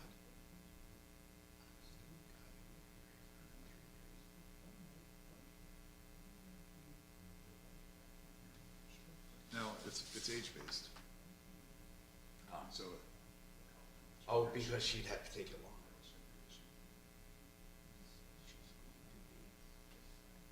In September.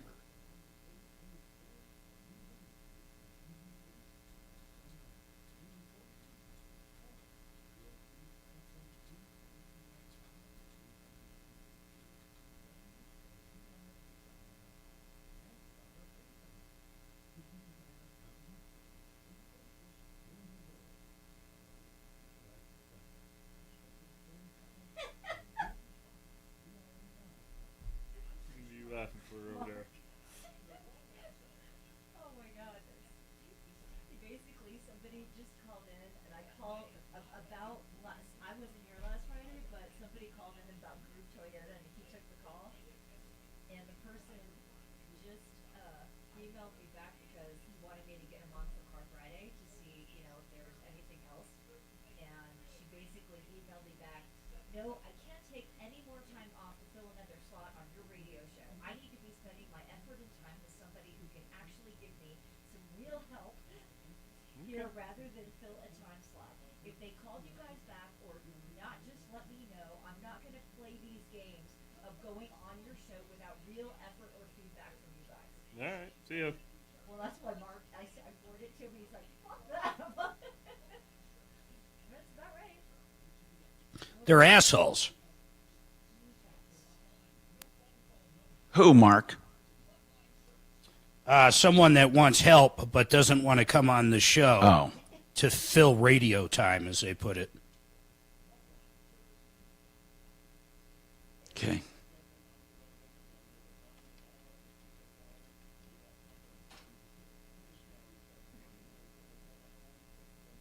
They are age-based.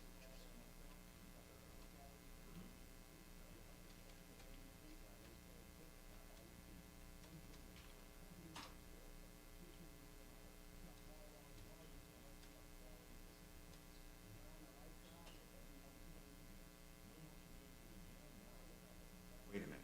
What do you mean switching?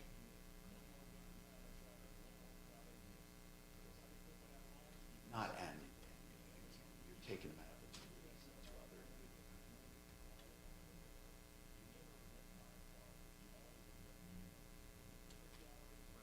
I got another windshield washer coming on. These are people who have 10 seconds, guys. 303-761-6400. 630 KHOW, an iHeartRadio station.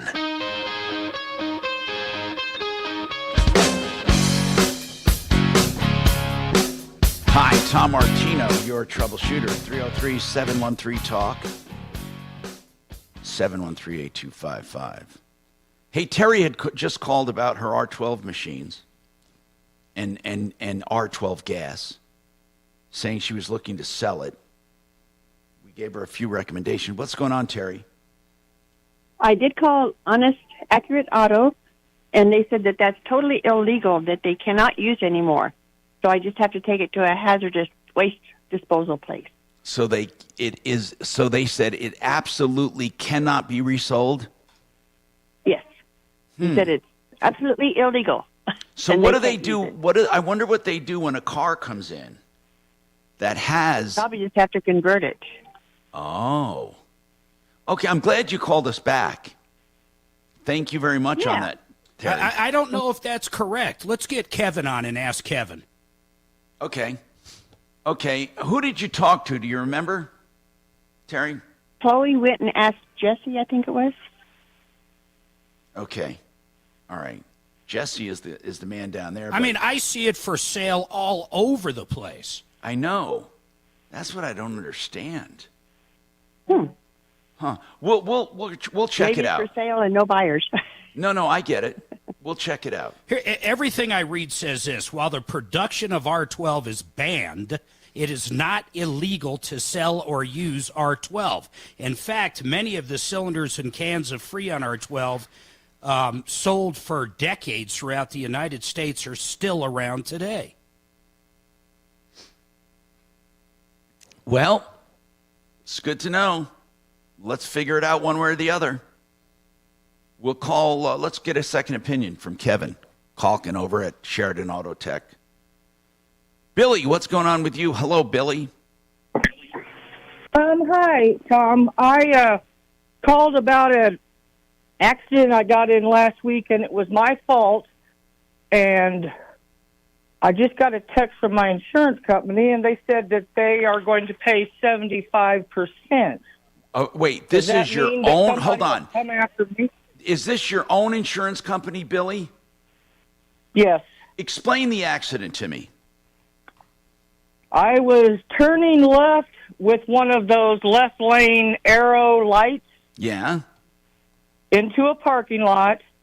The light was red, so I was stopped. And when the light changed to the arrow, I would have swore it was for me. I was going, very slow, under single digits, and I got T-boned by a pickup truck. Coming at you. Right. Okay. Who so got the? Did you get it? Did you get a ticket? Are you at fault? I was at fault. I turned left in front of someone. I understand, but you say you had an arrow. But I guess it was a yellow arrow, and I just went when I saw the arrow, and I went. Oh, it was the blinking yellow arrow? I don't think it was blinking. It was solid. Okay, so what I want to ask is this. When you say your insurance is only paying $75, what does that mean? You mean to the other party? Right. Okay, do you know why? Here's what your insurance is trying to do. First, they're trying to save money, but they're also doing what's called comparative negligence. Do you know what that means? No. Well, what does it sound like? Comparative negligence. What they're saying is, they're saying you were responsible for about 75% of that, and the other guy was responsible for 25% of it. Now, that's totally arbitrary.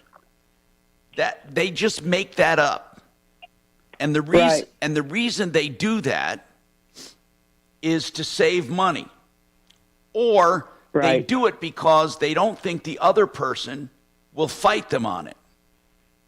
So what I want to know is, how is this affecting you? Well, if they only pay 75%, I'm concerned that the other party will come after me for the other 25. And you're absolutely right. They can. But most of the time, they won't pay out that 75% to the other person. In fact, they have to protect you, so they would get a release from that other party. So the other party would not receive the $75 unless they said, okay, we'll settle for that? That's my understanding. I have never seen that happen before where they leave you exposed. Okay. But you Well, make I wanted to sure. talk to you before- Hold on, Billy. It's really easy to make sure. You ask them, what insurance carrier do you have? Unfortunately, it's Allstate. Okay. Ask them if they're going to get a release from the other party. Okay. Okay, so That's why I wanted to talk to you first. That's what you really want to make sure, because you're right. You don't want to be left exposed.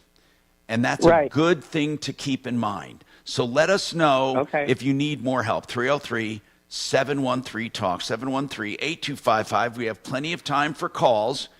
Get your calls in. Now, Kevin Calkin is with Sheridan Auto Tech. We had a woman call in who said she had an R12 machine and some R12 gas left over from her husband. She wants to sell it, and she was told it's illegal to sell it by one of our experts said, no, you can't. We can't buy that. You can't sell it. It's got to be disposed of. It's no longer in use. Kevin, what about that? Well, I've never heard about legality of it, but just practicality. Nobody uses it anymore. No one does. No, I haven't had a call for that in years. What year would it be? What year car would use it? Oh, pre-90. Okay, yeah, there wouldn't be many cars that are 90s. It was also used in refrigerators and other stuff as well. Well, not the R12. That's automotive, but it was, and you can convert them so easy to the 134. It's not worth it. It's just there's just no value to it. Okay. Well, Kevin, if I just do a simple Google search, there's companies out there that are offering a lot of money for this stuff. Really? Yeah, like I said, I've never heard the legalities, but I guess if you're doing here's what it says. Here's what it says on what I found, that it is legal to service these units with R12 if they have existing supplies left. Sure. Yeah. No, like I said, I haven't seen one in years. It says it's illegal to produce R12, but the sale of existing R12 is allowed. Yeah, sure. Makes sense. So But it's it is not rare. illegal. I mean, If she's needs listening to us, it's not illegal. I think Jesse was misinformed. I don't think he was trying to, give her a hard time. I think it's illegal unless if you have, well, this would go for any refrigerant, right, Kevin? But you're not allowed to actually service someone else's vehicle unless you have, you're registered with the state. Is that still the same way? Yeah, we have licenses in order to purchase the Freon. Now, how do people walk into Walmart then and buy these cans of Freon? Yep. Yeah, it makes a lot of sense, doesn't it? It doesn't make any damn sense. I don't get it. No, if I call Napa, I have to have my license on file with them in order for them to ship the Freon to me. But you could walk into Walmart and buy it if you're, 18 years old and, wet behind the ears.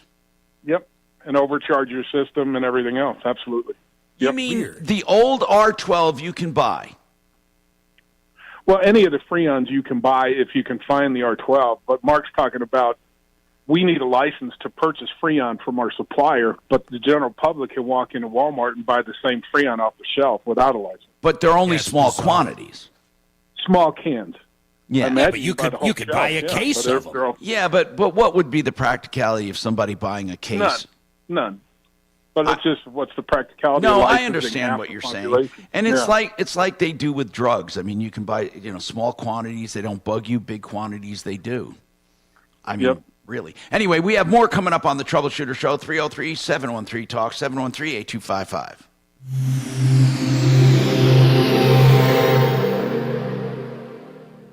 Now, Impact Traffic. This report is sponsored by Allstate. Fairly calm drive throughout the Denver metro as we hit the noon hour. I-25 southbound, you're going to see some stop and go on the on-ramp from I-70 eastbound. Nothing too out of the ordinary there. Northeast of there, I-270 westbound roadwork continues at Vasquez in the right shoulder. Slow traffic back from Northfield and Quebec. Just east of there, for folks leaving the DIA area, I-70 westbound, some congestion between 225 and Central Park Boulevard. Fox 31, pinpoint weather, mostly sunny skies, warming up after yesterday with a high of 52. Overnight low of 28. Tomorrow partly cloudy with a high of 64. The current temperature in Denver is 48 degrees. With your impact traffic and weather, Mark Swan, 630 KHOW. Some people just know there's a better way to do things, like bundling your home and auto insurance with Allstate. Why make things harder than they need to be? There's a better way to save time and money. Visit allstate.com or call for a quote today. Fix It 24/7 has an unbelievable extreme clean for your AC, deep clean and maintenance check and tune for just $24.07 for the next 3 days. Yeah, that's right. You only this month. And that's such a screaming deal. Normally, that's over $199, and even that's a deal, by the way, because they spend up to 2 hours on your system to make it more efficient. You can gain 30% efficiency and avoid costly breakdowns on your AC. Do it before the rush. FixMyHome.com. Hey, K&H Home Solutions, they are, of course, going to do everything you need on the roofing and siding, fascia, and windows and doors. K&H has what you're looking for, but they also do bathroom remodels. That's right. They can take out that old ugly shower, put in a beautiful new one. All you have to do is give them a call. These are dependable people, the oldest home improvement company in Colorado that I've been doing business with for years and years. That's KH Home Solutions. You can find them at khwindows.com, 303-421-7100. All right, Red Rocks Roof and Solar. I can't say enough good stuff about these guys. This is a solar company that is truly a wonderful solar company. First, they do the sales, they do the installation, and they do service. They know it all, including financing, grants, loans, tax credits. They help you through all of it. And one of the best things they do, of course, is 30% tax credits plus an extra 10% because they use all American-made products. So you get 40% tax credits with them. RedRocksRS.com, RedRocksRS.com. Call for your free estimate, and they will not exaggerate. These are good people. 303-704-2449.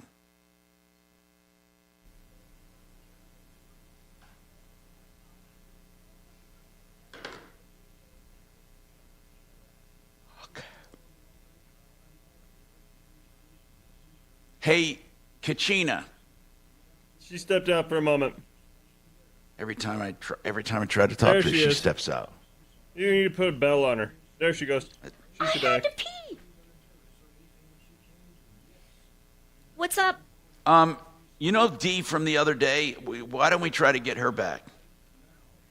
From next door? Yeah, I was looking in my I was looking in my text from you. I don't see it. Okay, let me get Great call. I'll get you her number. Here it is. But we're slow right now, obviously, so. Yeah, I'll get it to you. Hold on. I'm going to put it on the call screener right there. There, did you see it? It's under show notes. Yep, got it. And you can do it after the, don't even do it now. Could do it right after the break or during the break. Top of the hour? Yeah, whatever, yeah.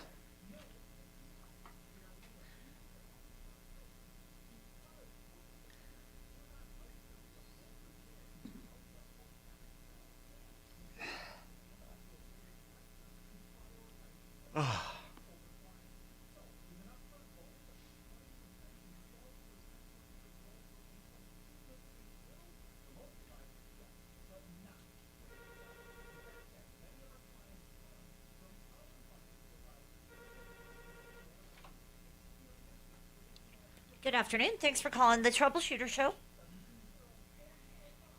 Hi, Duck. For updates? Okay.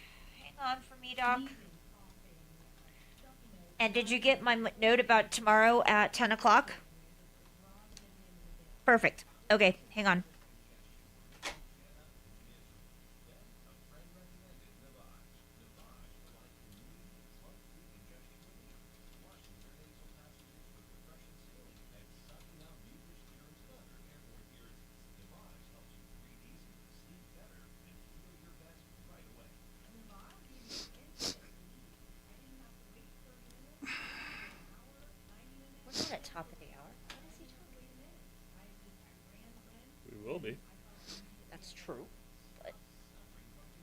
thinking he meant like we were at top of the hour right now. He confused me.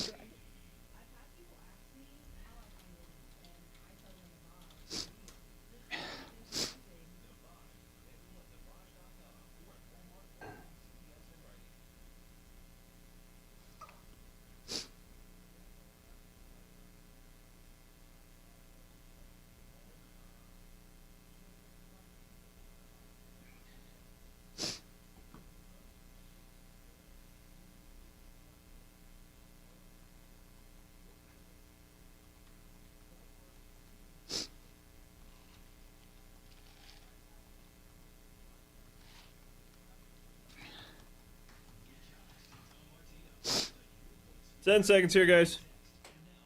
Back anytime with our free iHeartRadio app while streaming KHOW and the full screen player. Just click the microphone to record your message. Talk back to Denver's talk station now. Hi, Tom Martino here, 303-713-TALK, 713-8255. Deputy Doc has some updates. Doc, what have you been working on? Hey, Tom, you there? Yes, sir. Okay. First one, Michael Harris had a problem with car toys. This was a long time ago. Yeah. Hey, Doc, let's just, one quick note here. Let's not use last names. Okay, so what happened? Oh, sorry. That's anyway, okay. So he contacted the store, who contacted the manager, who contacted the corporate office. I sent an email to the corporate office. I spoke to the manager, and basically, they don't believe it was their responsibility. And so what was the original problem? That they had some work done, and he had a 1966 Chevy Impala, and something went wrong with it. I think it was the steering column. Yeah, now I see it. Okay, and this was in October 2023. He was getting his dashboard converted to a digital display on an old car, and he said that he had a steering failure on the way home, and he said it cost him $1,500. So he thought it was too much of a coincidence. Now, are you saying that Car Toys doesn't think they caused the problem? That's correct. We went all the way up to the corporate level, and they have denied it. And they said unless he can come up with some different or some new evidence that wasn't presented, they are not going to. Now, what evidence did he have, if anything? I don't remember what evidence he had specifically, Tom. But I was sort of a middleman. I was connecting him. Yeah, I get it. Yeah. So we sent emails to corporate, and he sent his claim in, and they denied it. And when I spoke to them yesterday, they said, look, it's a closed issue. Unless you have some new information that has not been presented, we are denying the claim. So basically they're saying he did not have evidence. That's correct. Okay. You know, really, as I remember, he didn't have any evidence. What he had was a gut feeling because he said, right. Yeah.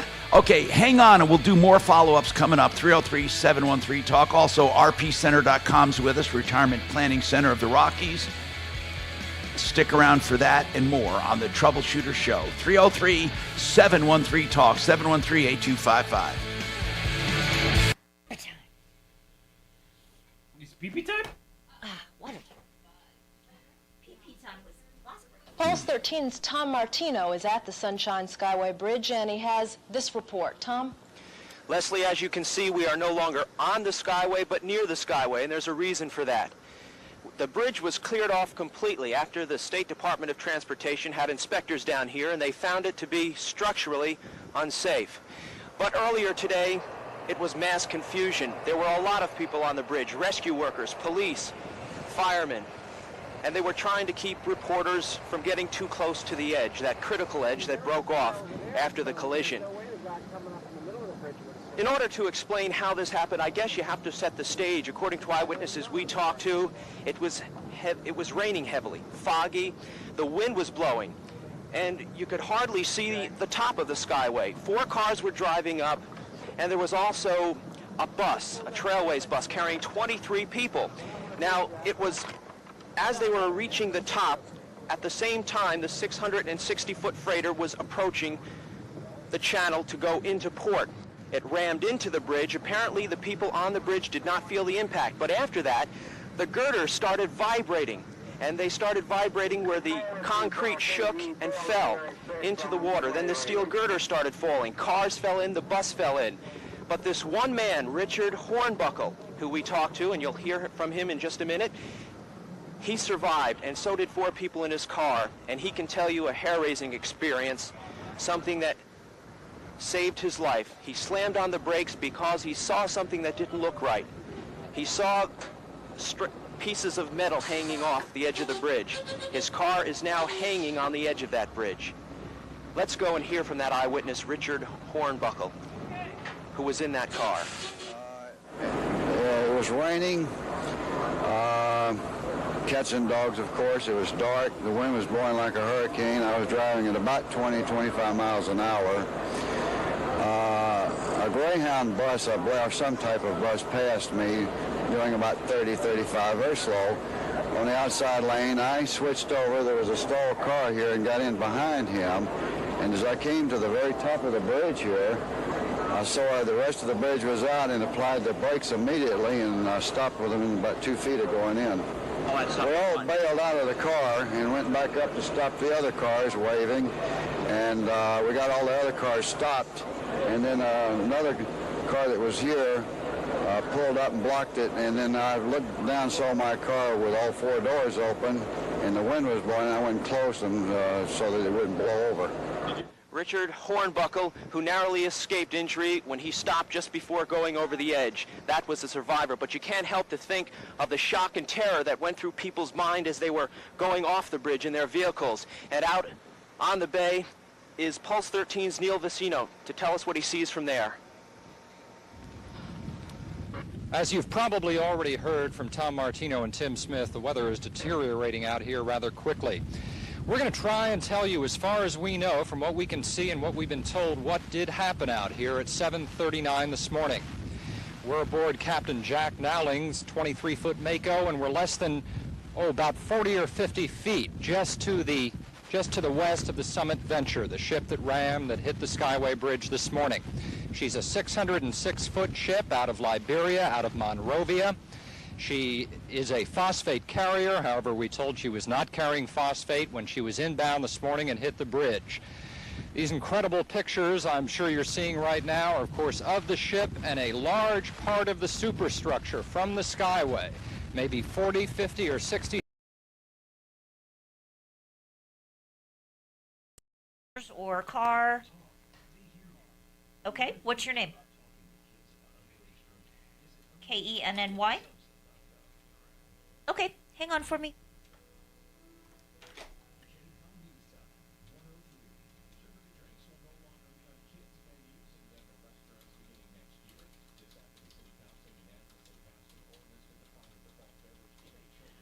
The Natty State.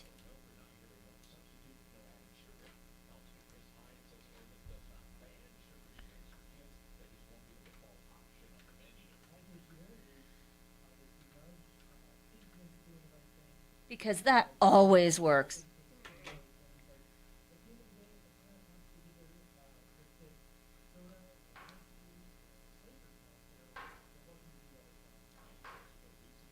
Hey, Tom? Yeah. Hey, that D number that you gave me is incomplete. Well, hold on. I'm sorry. Oh, yeah, it is. Okay. I didn't copy it together. I'm sorry. Here it is.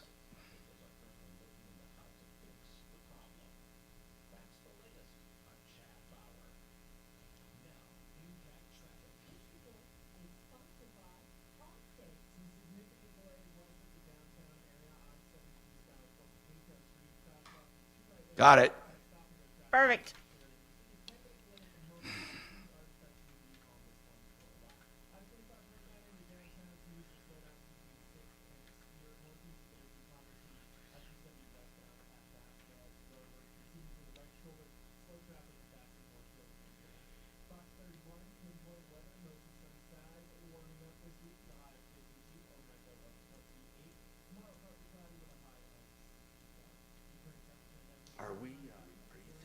doing anything else like.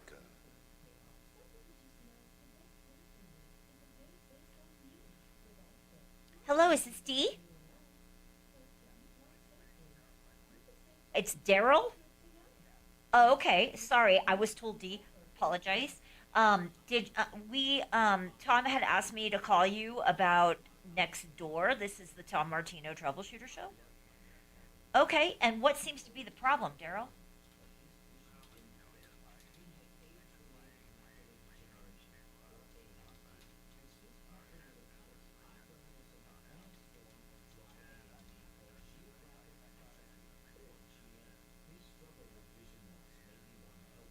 And what were they called? Kaufman transmission. Okay, that's what. Okay, transmission issue. Kaufman. All right, hang on for me, and they'll be with you as soon as possible. Okay, Tom and Mark, hold on.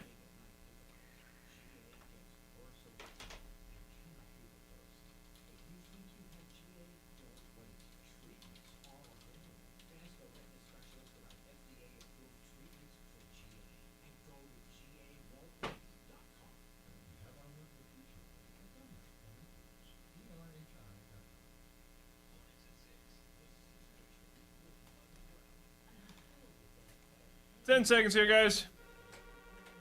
License plates on their cars, which begs the question, who's watching and why are they watching? Join me on Thursday at 6:05. Yeah.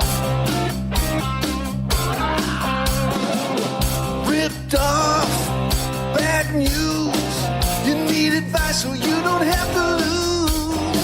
We'll come running just as fast as we can. Troubleshooter's gonna help the common man. This is the Troubleshooter Show. Now, Tom Martino. Hi, Tom Martino here. Welcome to the show. 303-713-TALK, 713-8255. Okay, we have an hour to go. I'm going to get to these calls as quickly as possible to help you. This hour brought to you by GenesisTotalExteriors.com. You can contact them for anything on the outside, even inside of your home for home improvements. And that's GenesisTotalExteriors.com. Okay, so let's talk to Daryl. Daryl has a transmission. Now, D. Is this D or Daryl, or who is it? Both? Yeah, this is D, Daryl. Okay, D. I didn't know if it was a man or woman. Okay, because you contact me on Nextdoor, by the way. Thank you very much. So, Daryl, what is going on? I read, this is a complicated issue. I'm not sure we can help, but I want to try. So let's start from the beginning. Just really quickly sum up your problem. Well, I took my transmission went out on my truck. I thought I'd done my research. I found Kaufman transmissions. I took it to them.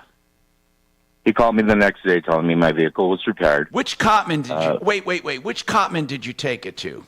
I started on the one on Broadway. They're both affiliated. Okay. So I took it there. He called me the next day. He told me it was fixed. I picked it up. Within a day... Now, how can it be fixed the next day? What did they say was wrong with it? Exactly. He told me that he had repaired the whole they had replaced the transmission. Wait a minute. Overnight? I took it. I had it towed there, and overnight, yeah. And he said they rebuilt it or did what to it? He said that they had rebuilt it. You mean not rebuilt the one in there, but exchanged it for a rebuilt? Huh? I believe he told me they had rebuilt it. It was fixed. I don't know a whole lot about cars, but he told me it was fixed. How much were you charged? $3,000. Okay. Okay, so the next day, I had another transmission failure light come on. So I took it back there, and they told me they had fixed it again, and the same thing happened 2 days later. Well, this went on about 5 times that I had to keep taking it back. And all within, it would run a day or two, and that was it. When the light came on, did you have a failure? Yeah. There was always a failure. So, eventually... How many times did they attempt to fix it totally? Like 5. This is crazy. So then what happened? Yeah, it is. So I actually got a hold of the Better Business Bureau. Yeah, but that's like call. Okay, that means nothing. The Better Business Bureau. No, it really doesn't. Because let's get to the real part. They did reply to me. What's that? They replied to me. Yeah. They did reply to me, and Totman said that we would take care of it. He told me to bring it down to the shop over in Wheat Ridge. So I thought, okay, I'll give him a shot. I took it down to the Wheat Ridge office or the Wheat Ridge shop. So now this will be the sixth time. At least. And I took it there 3 or 4 times. So basically, they've tried to fix it a total of how many times? I would have to say 9. Okay, so where does it stand right now? Well, it stands right now that the second to the last time, the owner of the manager of the shop told me that I had a misfire. So he told me he would not repair it again until I took care of the misfire. Well, what did the misfire have to do with the transmission? I don't know. He told me that's what was causing my transmission to go out.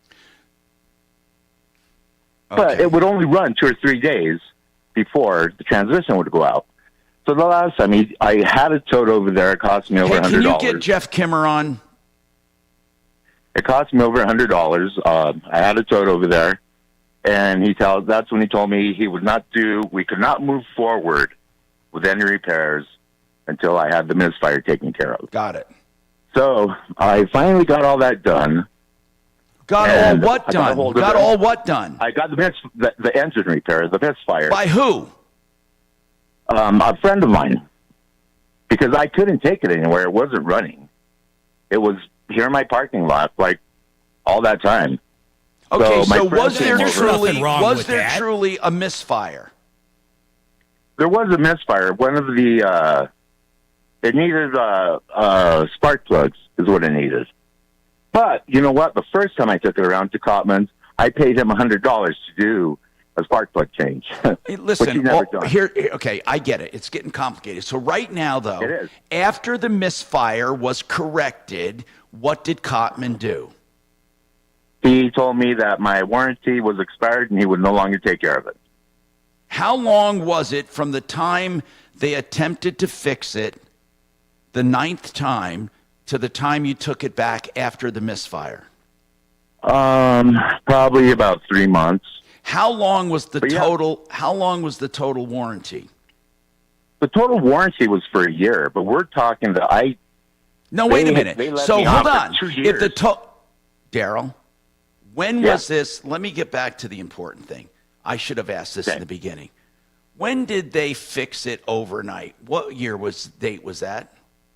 It was 2 years ago. It was in December. Bro, you didn't tell me that in the beginning. That was 2 years ago. I mean, that really shouldn't matter because I got a letter from the manager. Well, I got a letter from the manager of the shop stating that as soon as I got my engine taken care of, he would do the repair. Yeah, but here's what I need to know. No, I expired by then. Daryl, listen, one step at a time, okay? You got your transmission done 2 years ago. Then it started failing 9 times.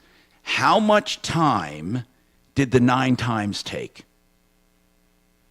It was over like a year and a half. Okay, and that fixed it 9 times for a year and a half. Okay. Okay. So and so really then the transmission didn't fail every time you got it back immediately. You did get use of... No. It did fail. But every time.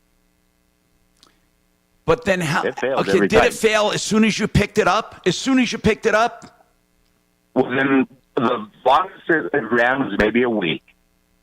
But how did that... If 9 times lasted a year and a half... Okay, what was the total miles you put on that transmission after they fixed it the first time? What's the total? You know what? I probably didn't put on more than maybe 1,000 miles, if even that. Okay, so after a year, after a year and a half, you then had the misfire fixed. Yes. And so from the very first time they rebuilt the transmission to the time you took it back after getting the misfire, how long of time had elapsed? It was like a year and a half. You said it's under warranty for 2 years. It was only under warranty for a year. Okay. Cotman knew that I was depending on this fix. I have stage 4 cancer, and they knew this going in. I needed my vehicle. Daryl, listen, I honest to God, I feel so bad for you on that one, but that has nothing to do with this at this point. I don't, because he helped me. He told me that he would get this fixed for me. Daryl, the warranty was expired. Even when the warranty was expired, he told me this. Okay, Daryl. What we should have done. And I understand if there's nothing you could do for me. Daryl, I want to try. Daryl, here's the big deal. Is we should have had it checked out sometime during the warranty period by a good shop, one of ours. If you had called me, then we would have had ammunition. We would have had ammunition to go in there. But here's what I want to know. You got your misfire fixed, and then they refused to fix your tranny. Is that right? Yes. Did they tell you what was wrong with the transmission? They just kept. All he told me is that the misfire was causing he said I was having engine problems. The only thing I had was that misfire. Do we have Jeff Fick on yet? Jeff. He told me that's what was causing my transmission. Hold on, just wait. Jeff. Kimmer transmission. Are you there, Jeff? I'm here. Have you heard this? Okay, he had his transmission done. What kind of vehicle was that, Daryl? What kind of truck? It's a Ford F-150. Okay, so Cotman Transmission fixed it basically 2 years ago, but he said they fixed it overnight, charging $3,000. He thinks they put in a rebuild, but every time he pulled away, he would get a light, and they attempted to fix it 9 times. To make a long story short, a year and a half later, they finally told him it's the reason the transmission keeps going out is because of a misfire. I want to just take that one item. Does that make sense to you, Jeff? Potentially, depending on what's failing. Okay, fine. So he has the misfire fixed. Then he goes back to them, and they say, too late, it's out of warranty. What do you think's going on with the transmission that it would only last a few miles every time he picked it up? Well, misfires are bad enough. I mean, particularly if the torque over the clutch is going to be following that signal, and you can burn that thing up pretty quick. Okay, so it is possible that they fixed it 9 times due to his problem. Correct. Okay. Why didn't they tell him sooner, I wonder, that it was a misfire? Exactly. That definitely should have been picked up sooner. I agree with you there. Okay. See, that was my whole thing. I was not told about that misfire causing my transmission to go out till the second to the last time I took it in. Okay. But really, how much is it going to cost to fix right now? Do you know? I would have to say it's going to take the $3,000 to fix again. Wait, you know? So every time you took it in, every time you took it in, when it failed 9 times, they put in 9 different rebuilt transmissions? From what they told me. I mean, I don't know. If they did, they don't owe you anything. If truly your car was that screwed up that it kept, if they truly put in 9 transmissions, I kind of agree with them. I wouldn't put in another one. I mean, although they should have told you why, I think that it was the new shop finally that told you it was a misfire. The old shop, God, this is crazy. How many miles on this truck? I think I have like 170 on it now. How many miles when you first took it in? Probably like 160, 68, 69, if even that. My truck has barely been driven after I got it back. It's sitting in the lot. No, and that all makes sense. Your story's consistent. But with 160,000 miles, and then they did... Jeff, do you think they installed 9 transmissions in that thing? Well, if they did, particularly if you said they were doing it overnight, there had to be units there had already pre-built on the shelf and ready to stab in. But my God, I don't know any shop alive that would keep replacing.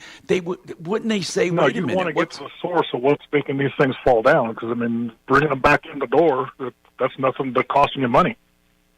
And we don't know if does your car run right? Does your truck run right now, Daryl?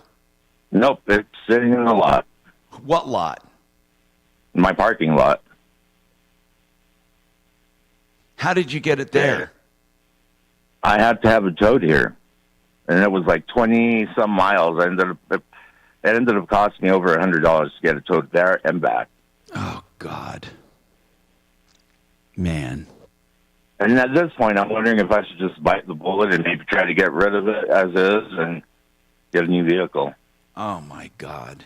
I just feel screwed by Cotman's because... No, I don't think they screwed you. I think it was just a comedy of errors. No, this is not a normal... I'm telling you the truth, Daryl. If they attempted to fix this 9 times, honest to God, that's not a screw job. It really isn't. They didn't make money at this point. What, are you kidding me? They charged you $3,000 2 years ago and put in 9 transmissions or fixed it 9 times? It doesn't make sense to me. Jeff, I guess the only reason I was really upset is because he told me to get it fixed, and I got it fixed, and then they wouldn't repair it. Yeah, but Jeff, I mean, break when you can, buddy. I got to take a break. Hold on, I'm going to come back and try to piece this together with Jeff Vick. Hold on, right after this.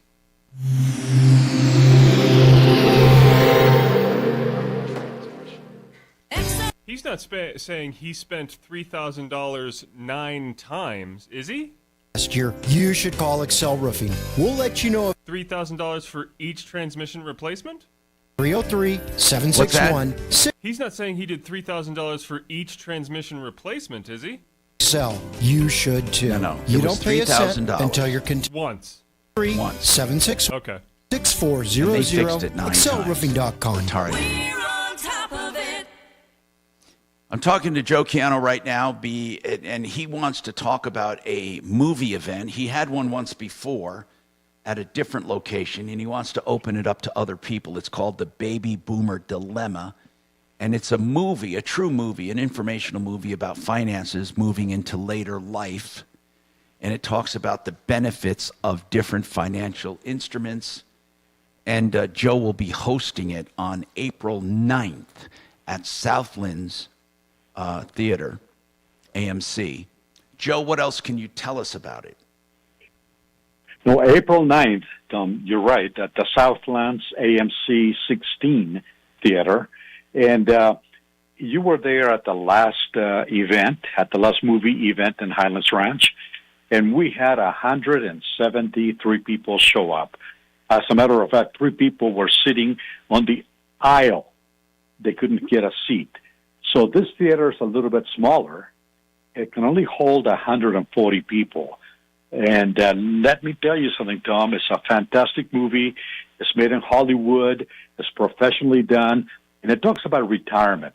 What are the myths about retirement that people are believing? What are the right tools to get to lead you to a happy, peaceful retirement? And how you can stop losing money. So if people are nearing retirement or they're retired right now and they're not happy with their 401ks or IRAs or other retirement programs, they should attend a movie. But they got to call immediately to register, or they can go to our website to get the tickets. Absolutely free, no cost. But they have no to reserve a obligation. seat because there's It's a just very- limited seating. So it's mymoneymyway.com, mymoneymyway.com, 303-779-6600. It's April 9th. That's 303-779-6600, mymoneymyway.com. Hey, if you want to save a ton of money on plumbing, EuroPlumbingColorado.net is the place to call right now. Water heaters at the lowest price you'll ever find anywhere. That's just the way it is, no matter what size you want. I'll give you some examples. A 40-gallon tank, $13.99. A 50-gallon tank, $14.99. The old one taken away. And this is for real. Now, listen, if you want other plumbing repairs, they promise to save you money. Put them to the test. EuroPlumbingColorado.net, 303-668-6844. Keel and Park. They're estate planning attorneys. In fact, they work with my friends here at Retirement Planning Center of the Rockies, who do complete retirement plans. Part of that's retirement is estate planning. Keel and Park are good people. And they'll go over your entire estate to see what you need, whether it's a will, a trust, a combination of both, some payable on death certificates, beneficiaries' deeds, whatever it is to make you and your family secure. And then they'll give you a flat rate price for that retirement plan. Now, you can do all of it or some of it, but you'll know the price up front. You don't do business better than that. Keel and Park, 970-818-8198, lawkp.com.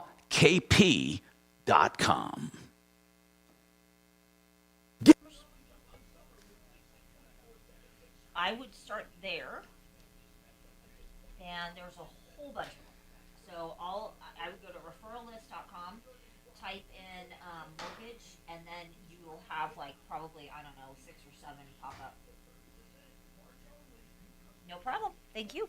So let's see.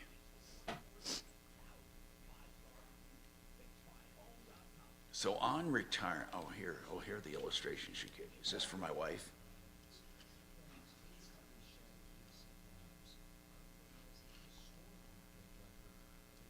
Yeah, but that's waiting till 73. What? Oh, I'm sorry, sir. I'm sorry.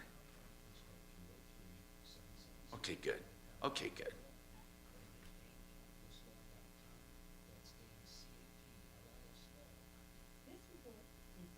Are you shitting me? Holy shit. I need to talk to her about it.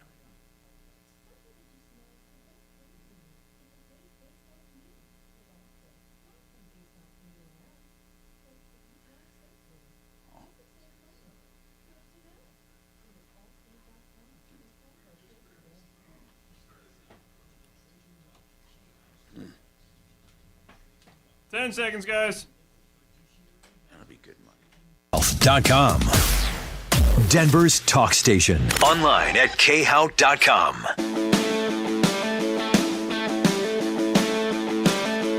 Hi, Tom Martino, your troubleshooter, 303-713-TALK. 713-8255. Welcome. Okay. I think with Daryl and this transmission, Jeff, I need to ask you a question. Do you think I find it shocking, and I don't think would they take out a transmission, replace it 9 times? I mean, what do you think? I would think that they would be getting into, maybe they did the first go around that was a shelf unit or something, got stabbed in there. But after that, I would think they'd be opening up the next one. Here's what I want to know. If a misfire was causing a failure, maybe it's not causing a complete failure. What I'm meaning is maybe now he doesn't really need a complete overall transmission. What could a misfire cause a problem with that is not the whole transmission? Well, like I say, the torque converter is the first thing you see there. And, it's going to be following that signal. It's going to see it, and it's going to try to turn that clutch on and off every time that thing misfires. And so you're going to have pressure spikes, you're going to have a clutch burning down. So it can be a cascading event where it does destroy the whole unit. But, I would expect something like a torque converter clutch to be the primary Tell failure. me what the minimum and maximum would be on repairing something that was damaged from a misfire. Give me a range. Well, on the unit, I'm just assuming that I'm talking about the correct unit, just judging by the pricing he was talking about. But, probably a low end, somewhere in the neighborhood, let's say around $2,100. High end's probably, you're topping off about $36, $37. Okay. All right. It's going to be expensive. Daryl, I'm going to tell you something straight up, man. I don't think we can make an argument against Copman at this point. I just don't. And now listen, that's not because I don't want to. I'm looking at the time span here. I realize what you're saying, that you were working with them and they kept replacing it time after or fixing it for 9 times. Yeah. But the fact that they fixed it 9 times is to their benefit, not to, I mean, because if it turns out that you truly did have a misfire, do you know what that shop did? How much did it cost you to fix that misfire? You know what? It was a spark plug, and it was not much. It was maybe $20. But the Jeff, whole could have thing one is spark I plug had- destroy your entire transmission?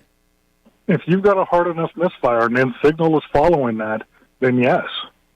But then he would have had to have been driving around with this misfire. It couldn't have happened just once.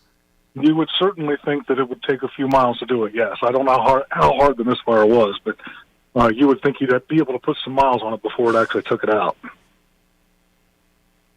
Oh, my gosh. So the whole shady part, and I can't prove it, is I had paid Cotman the first time I took it into them. Probably the third time I took it in, I paid them to replace the spark plugs, and they didn't do it.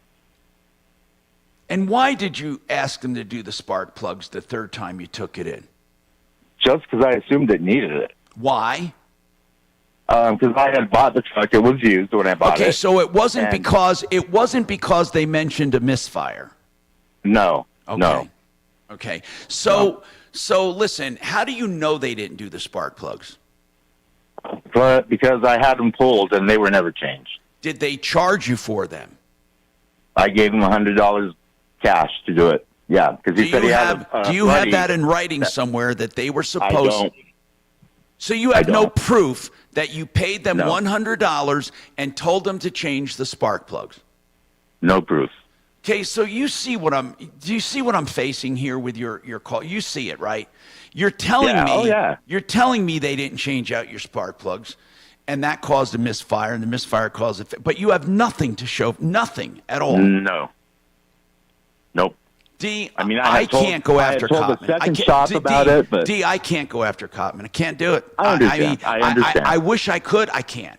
I think right now what you do is get that estimated from an honest shop, and then make a decision whether you should junk the car or, what year is it? It's 2017. Well, that's not terrible. A 2017 F-150 still has some market value. Yeah, it does. So it might be worth investing in it. Look, it's not like you invested $3,000 every time you went in. You did it once 3 years ago. It might get it. I would get the transmission fixed and call it good, but I wouldn't go back to Cotman. Obviously, but I don't think you can demand that they fix the damn thing a 10th time. I just don't think you can. Unless you have something in writing that says they promised to do it. Because there's too much back and forth right now. I'm really sorry, Daryl. I honest to goodness, not a problem. I would go to Kimmer Transmission, 303-693-1400. Now, listen, we have Jay has a comment on this. Go ahead, Jay. What is your comment? I want Daryl to listen and Jeff Vick maybe. Jay, what's your comment? I think that's kind of an interesting situation for a lot of people to think about because, first of all, if a transmission is destroyed by a misfire, it's usually a really bad misfire. It's not going to be a single-cylinder event. That's just not going to do it. But if their mechanic can't figure out a misfire so horrible in your engine that it would take out a transmission, that is not much of a mechanic. It does not speak well for their shop. And Are you talking about Cotman in general? Yeah, are you kidding? But let's put it this way. Hold on. Let's play with that idea. What if, Jay, it was a intermittent misfire? It could be the Cotman never experienced a misfire. If it would be intermittent, it probably wouldn't really even be that bad because it'd be getting something on the edge of where it's going, isn't going. Hey, Jeff, Vic, do you agree that if for a misfire to destroy a transmission, it would have to be constant? Jeff, is that what you're thinking? It would generally have to be pretty significant, like you said, and it should be quite noticeable. It should be also something, and because I didn't have the year of this thing before, but on a 2017, there should have been misfire counters where they should have seen that. Indeed. Thank you, Jay. Appreciate it. Jay is saying, look, this wasn't a bad spark plug. This is way worse than that.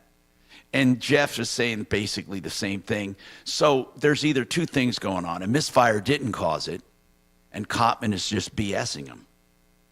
No matter what, he has to have it reviewed by a reputable shop to see. Wow. 303-713-TALK, 713-8255.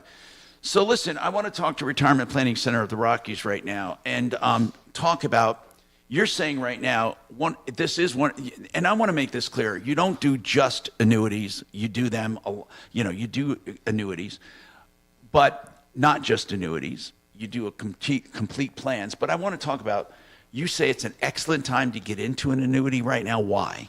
So, Tom, annuities, the kind that we use for income purposes, are based on interest rates in the economy. Right now, interest rates are at all-time highs, which means that if somebody's looking for a way to secure some income in their portfolio with some of their money, I'd never recommend using all of it. Right. Now would be an excellent time to take a look and see what's out there. Because you will get, why do they base it on current interest rates and not future or not average? Because insurance companies, when they put an annuity business on the books, they use existing investments to secure the annuity for a period of time. And so they use what they've got available today. But even if rates go down, you still are locked in. Yep, yeah. Based on there's a lot of different varieties out there, of course, which we'd be happy to go over with folks. But definitely, there are some good options out there to look at. rpcenter.com. We got more coming up.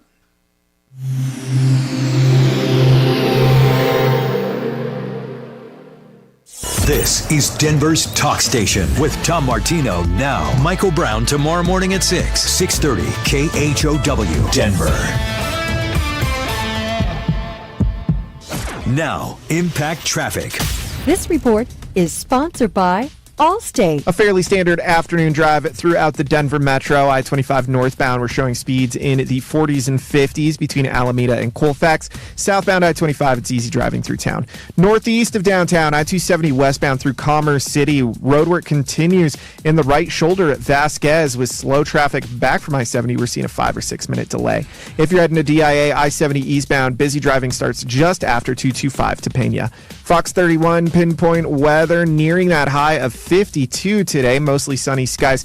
Overnight low of 28, and we're seeing highs in the 60s throughout the weekend. The current temperature in Denver is 51 degrees. With your Impact Traffic and weather, Mark Swan at 630 KHOW. Some people just know the best rate for you is a rate based on you with Allstate, not one based on anyone else. So if you drive safely, you could save money. Good to know. Visit allstate.com or call for a quote today.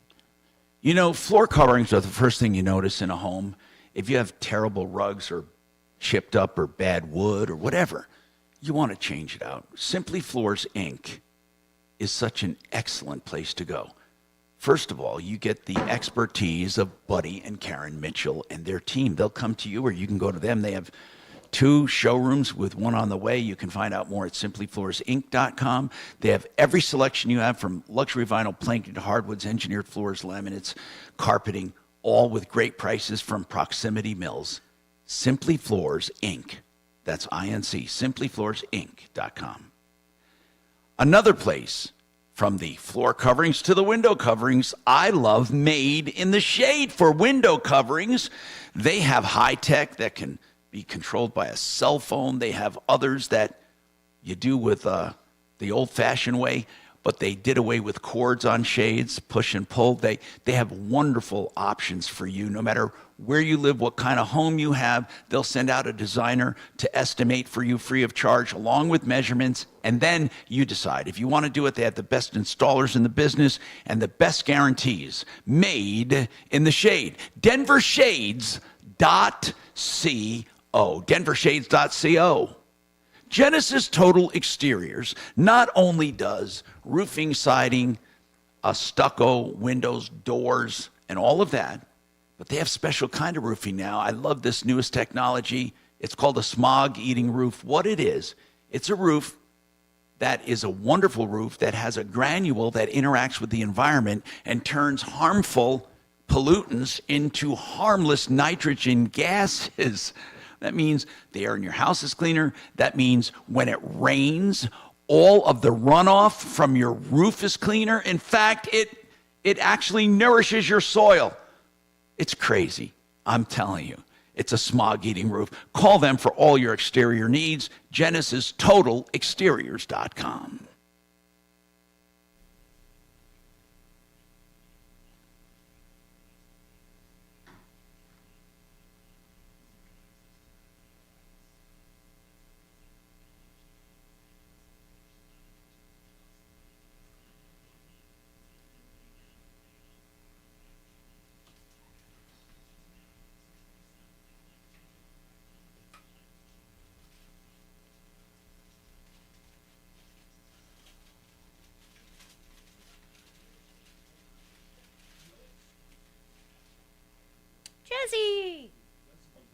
Tommies. Yeah. You guys doing anything Easter, going to brunch or anything? We're going, we're taking off Friday night and coming back Sunday night. Oh, okay. Yeah. Cali or Airy?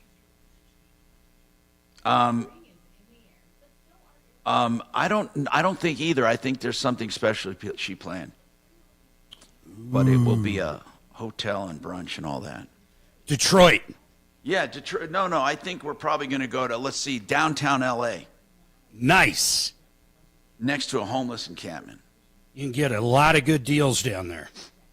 I think we found a La Quinta. That means next to Denny's. In Spanish.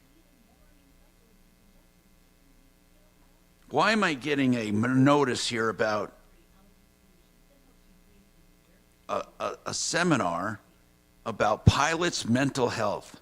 Ha!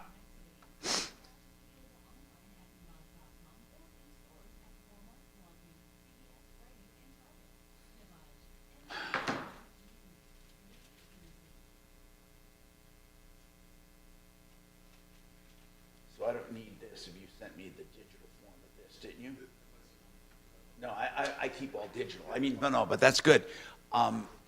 You know what? I selfishly.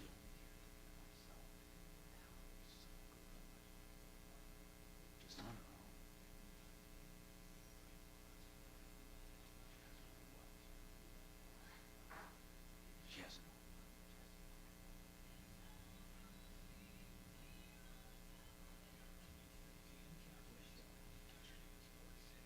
own. 10 seconds, guys. Drug Enbrel too high, capped it at a certain price. The manufacturer is sued and says it's unconstitutional to limit what it can charge. Who should win that case? Join me at 4.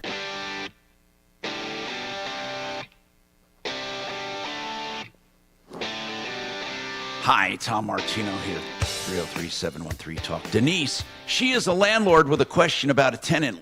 Denise, what's going on with you? Oh, hey, I had someone call me to say they noticed one of, there's like 3 people, young people, in an apartment, and she noticed that there was something pornographic on his computer. And Denise, hold on, back up a minute. Are you talking about one of your tenants? Yes. So somebody called you and said that they saw something pornographic on one of your renters' computers? Correct. Who are these people? In other words, how did they see it? Are they house cleaners? Are they friends? How did they see this? No, it's a friend of one of the people that rents there. But so yeah, what difference does it make, that. though, if one of your tenants is looking at pornography? Well, I wanted. Am I supposed to report it? Is it illegal? I don't know. Pornography's not illegal. Are you talking about? You're not talking about child pornography, are you? He said that it was a cartoon with a baby. Oh my God! So I don't know if that qualifies or not. What hold on. he described was disgusting. Okay. I don't want you to describe it, but now I don't want to think about Denise, it. Here's the deal. Yeah. This person that talked to you, how well do they know the renter, the tenant? How well? Oh, I don't know. Well, why were they there? Were they friends having dinner? What were they doing? They're friends of a couple of the other people that live there. Okay. Did they say? And they know this person, and she thinks that there's some mental stuff going on with him too. Okay. Are these tenants good tenants, or are they flaky, or what, as far as paying rent and all of that other stuff? Flaky. You know, I really don't know what you do. It really depends on what she saw. If she saw like real child pornography on there, I think it was cartoon. it was cartoon, but I don't know if there's also more going on. Yeah, neither do I. And, unless she does, really, there's nothing you can do about it. But here's the point. Yeah. You shouldn't report it. She should. And if she doesn't, and if then you didn't see it. You can't, you have nothing to report because you saw nothing. So here's what I would say, that if she sees stuff that concerns her and she thinks it might be involving children and pornography, not cartoons, cartoons don't count. There's a certain amount of freedom of expression for anything, no matter how grotesque and disgusting we find it. So I would say you do nothing unless this woman feels there's something illegal, and this woman should report it. Okay, I will. I have her number from when she called me. I would tell her, I will listen, call her back. Here's what I would tell her. That. Tell her that, listen, if you ever see anything that you think deserves to be reported, you need to report it. And I can't do it. I didn't see it. I can't do it secondhand. Yeah. But have you ever, why did she tell you about it, by the way? I don't know. Okay. It's probably disturbing is why. It disturbed me, and maybe she was disturbed. I don't know. Maybe she thought I could get the person out of there because she knows one of the other people that is there. Are they roommates, the other people there? Are they roommates with this weirdo? Yeah, they're all Tom, roommates. Real quick, guys, on a side note, you said something. You said cartoons, even if it was like child stuff, cartoons wouldn't count. How does that work, or how do you think it works with AI, like all these fake, deep fake videos that look real? Is that Mark, how does that work? Honest to God, I don't know the answer to that. I really don't.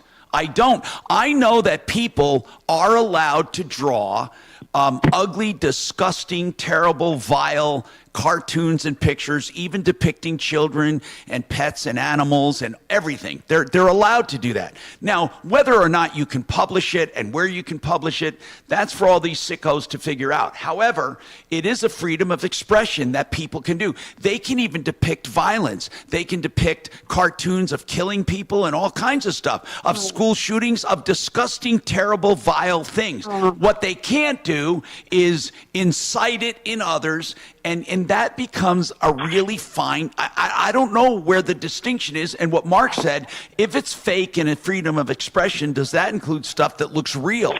Like if a guy, let's just say someone, and thank you for calling, by the way, Denise, if someone, let's say, had on their computer some AI video of child porn, is that the same violation of having a regular video? That is a question mark for the ages. My God, I mean, who knows? It's really a brave new world. Who knows? It's a scary thing. And again, if I were her, I wouldn't do anything unless I observed it. If that other person observed it and they think it's dangerous, they need to report it. We have more coming up.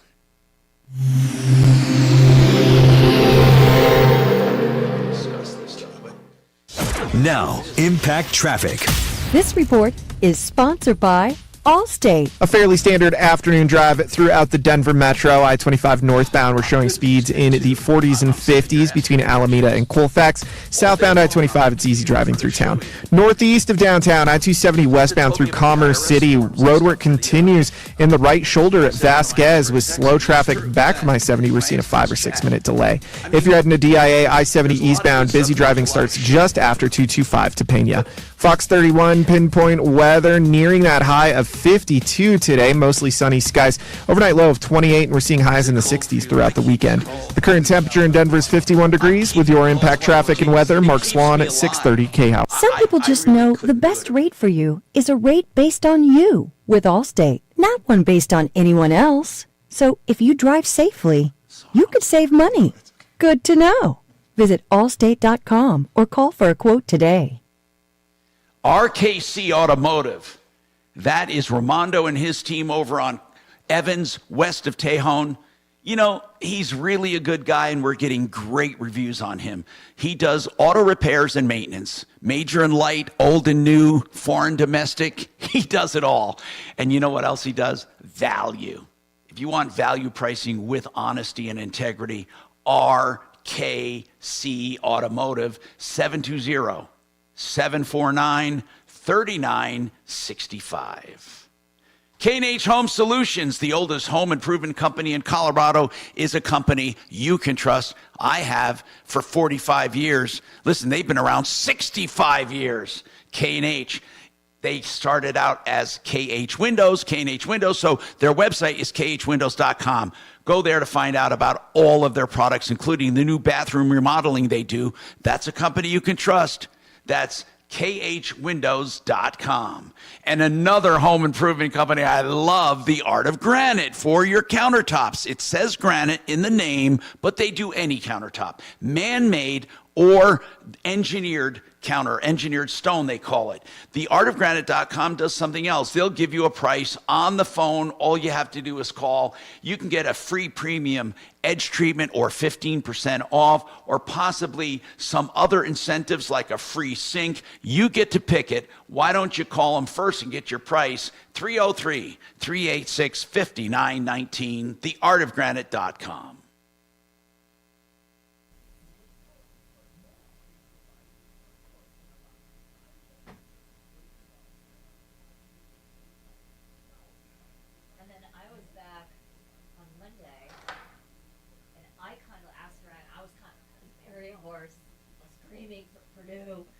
She was more nasally than anything. Yeah. She wasn't Batman Kelly. I was not. I remember Batman Kelly. There was that. It was like Batman Kelly was great, but this looks much more like scuba diving Kelly, where he was just underwater talking. Yeah, there you go. I can't even recreate Batman Kelly. That was just.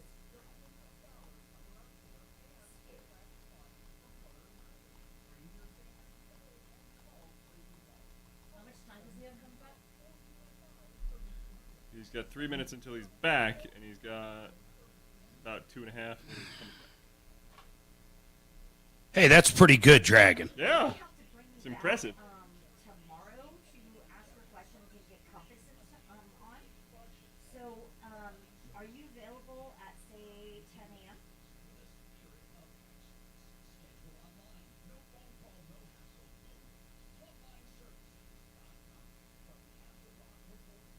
Well, hang on for me because he still might be able to get to you. He's got a couple minutes on the other side, and you're in the queue. So just hang on for me, and you'll probably be the last call of the day. So just be patient. Okay.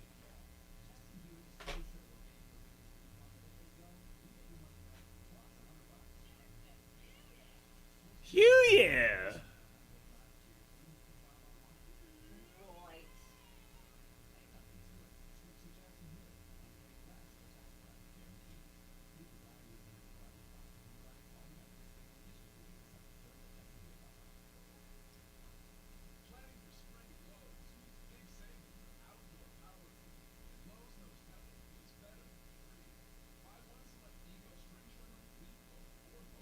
Hey, Mark.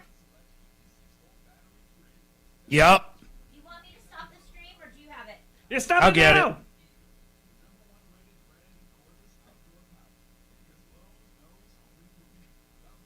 What did he say? He didn't say anything. Mark? I'll get it. Okay. All right.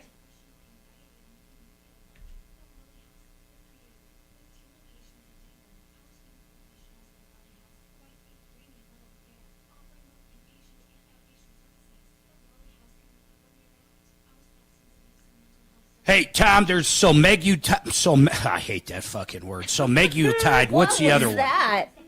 Oh, He had a my. stroke. He had a Bidenism. What's the other one? Anybody? Semaglutide. Bueller? What? Bueller?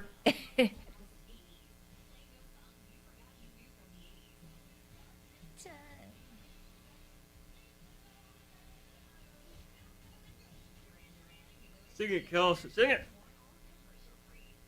Love the 80s, man. That's my time. All of you guys are too young. I spent 7 years there. Oh, 7. Wow. Ooh, you spent 10. Close enough. Actually? Yes? No. Well, yeah, 10. Yeah, Plus 9 10 of the seconds. plus 9 of the 7.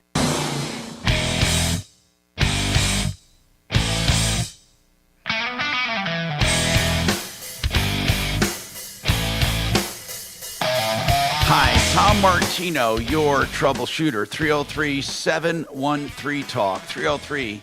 303-713-8255. Okay, Kenny, what's going on with you, Kenny? Are you there? Yes, sir. Okay. Hey, I don't know if I heard this right last week or not. Something about if you bought a car 6 months ago and you had it in storage and didn't insure it, they could go all the way back. Yes. 6 months? Here's what they do. If you have a car that's not registered, they charge you for it not being registered. So even though you think you're skipping those years, they do go retroactive on a registration to a certain time. I'm not sure of the exact time. What happens if you sell it? Well, that's different, Mark. If you sell it and somebody buys it, they register it from day one. No, I'm Okay, saying well, if you haven't had insurance and it's been sitting in a garage for a year, when you sell it, you're never going to end up paying any back stuff, right? No, not at all. Nope. Well, no, like I bought it from my brother-in-law 6 months ago, but it's set in the garage, and now I'm ready to use it. So, So what are you, do you have a question about the registration fees, or do you have a question about the insurance?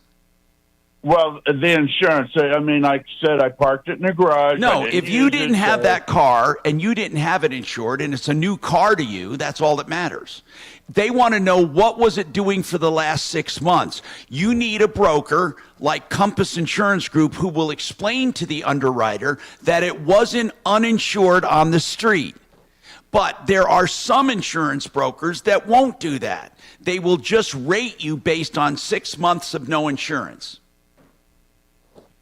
Okay. So what you need to do is sometimes you need to explain extenuating circumstances to the underwriter.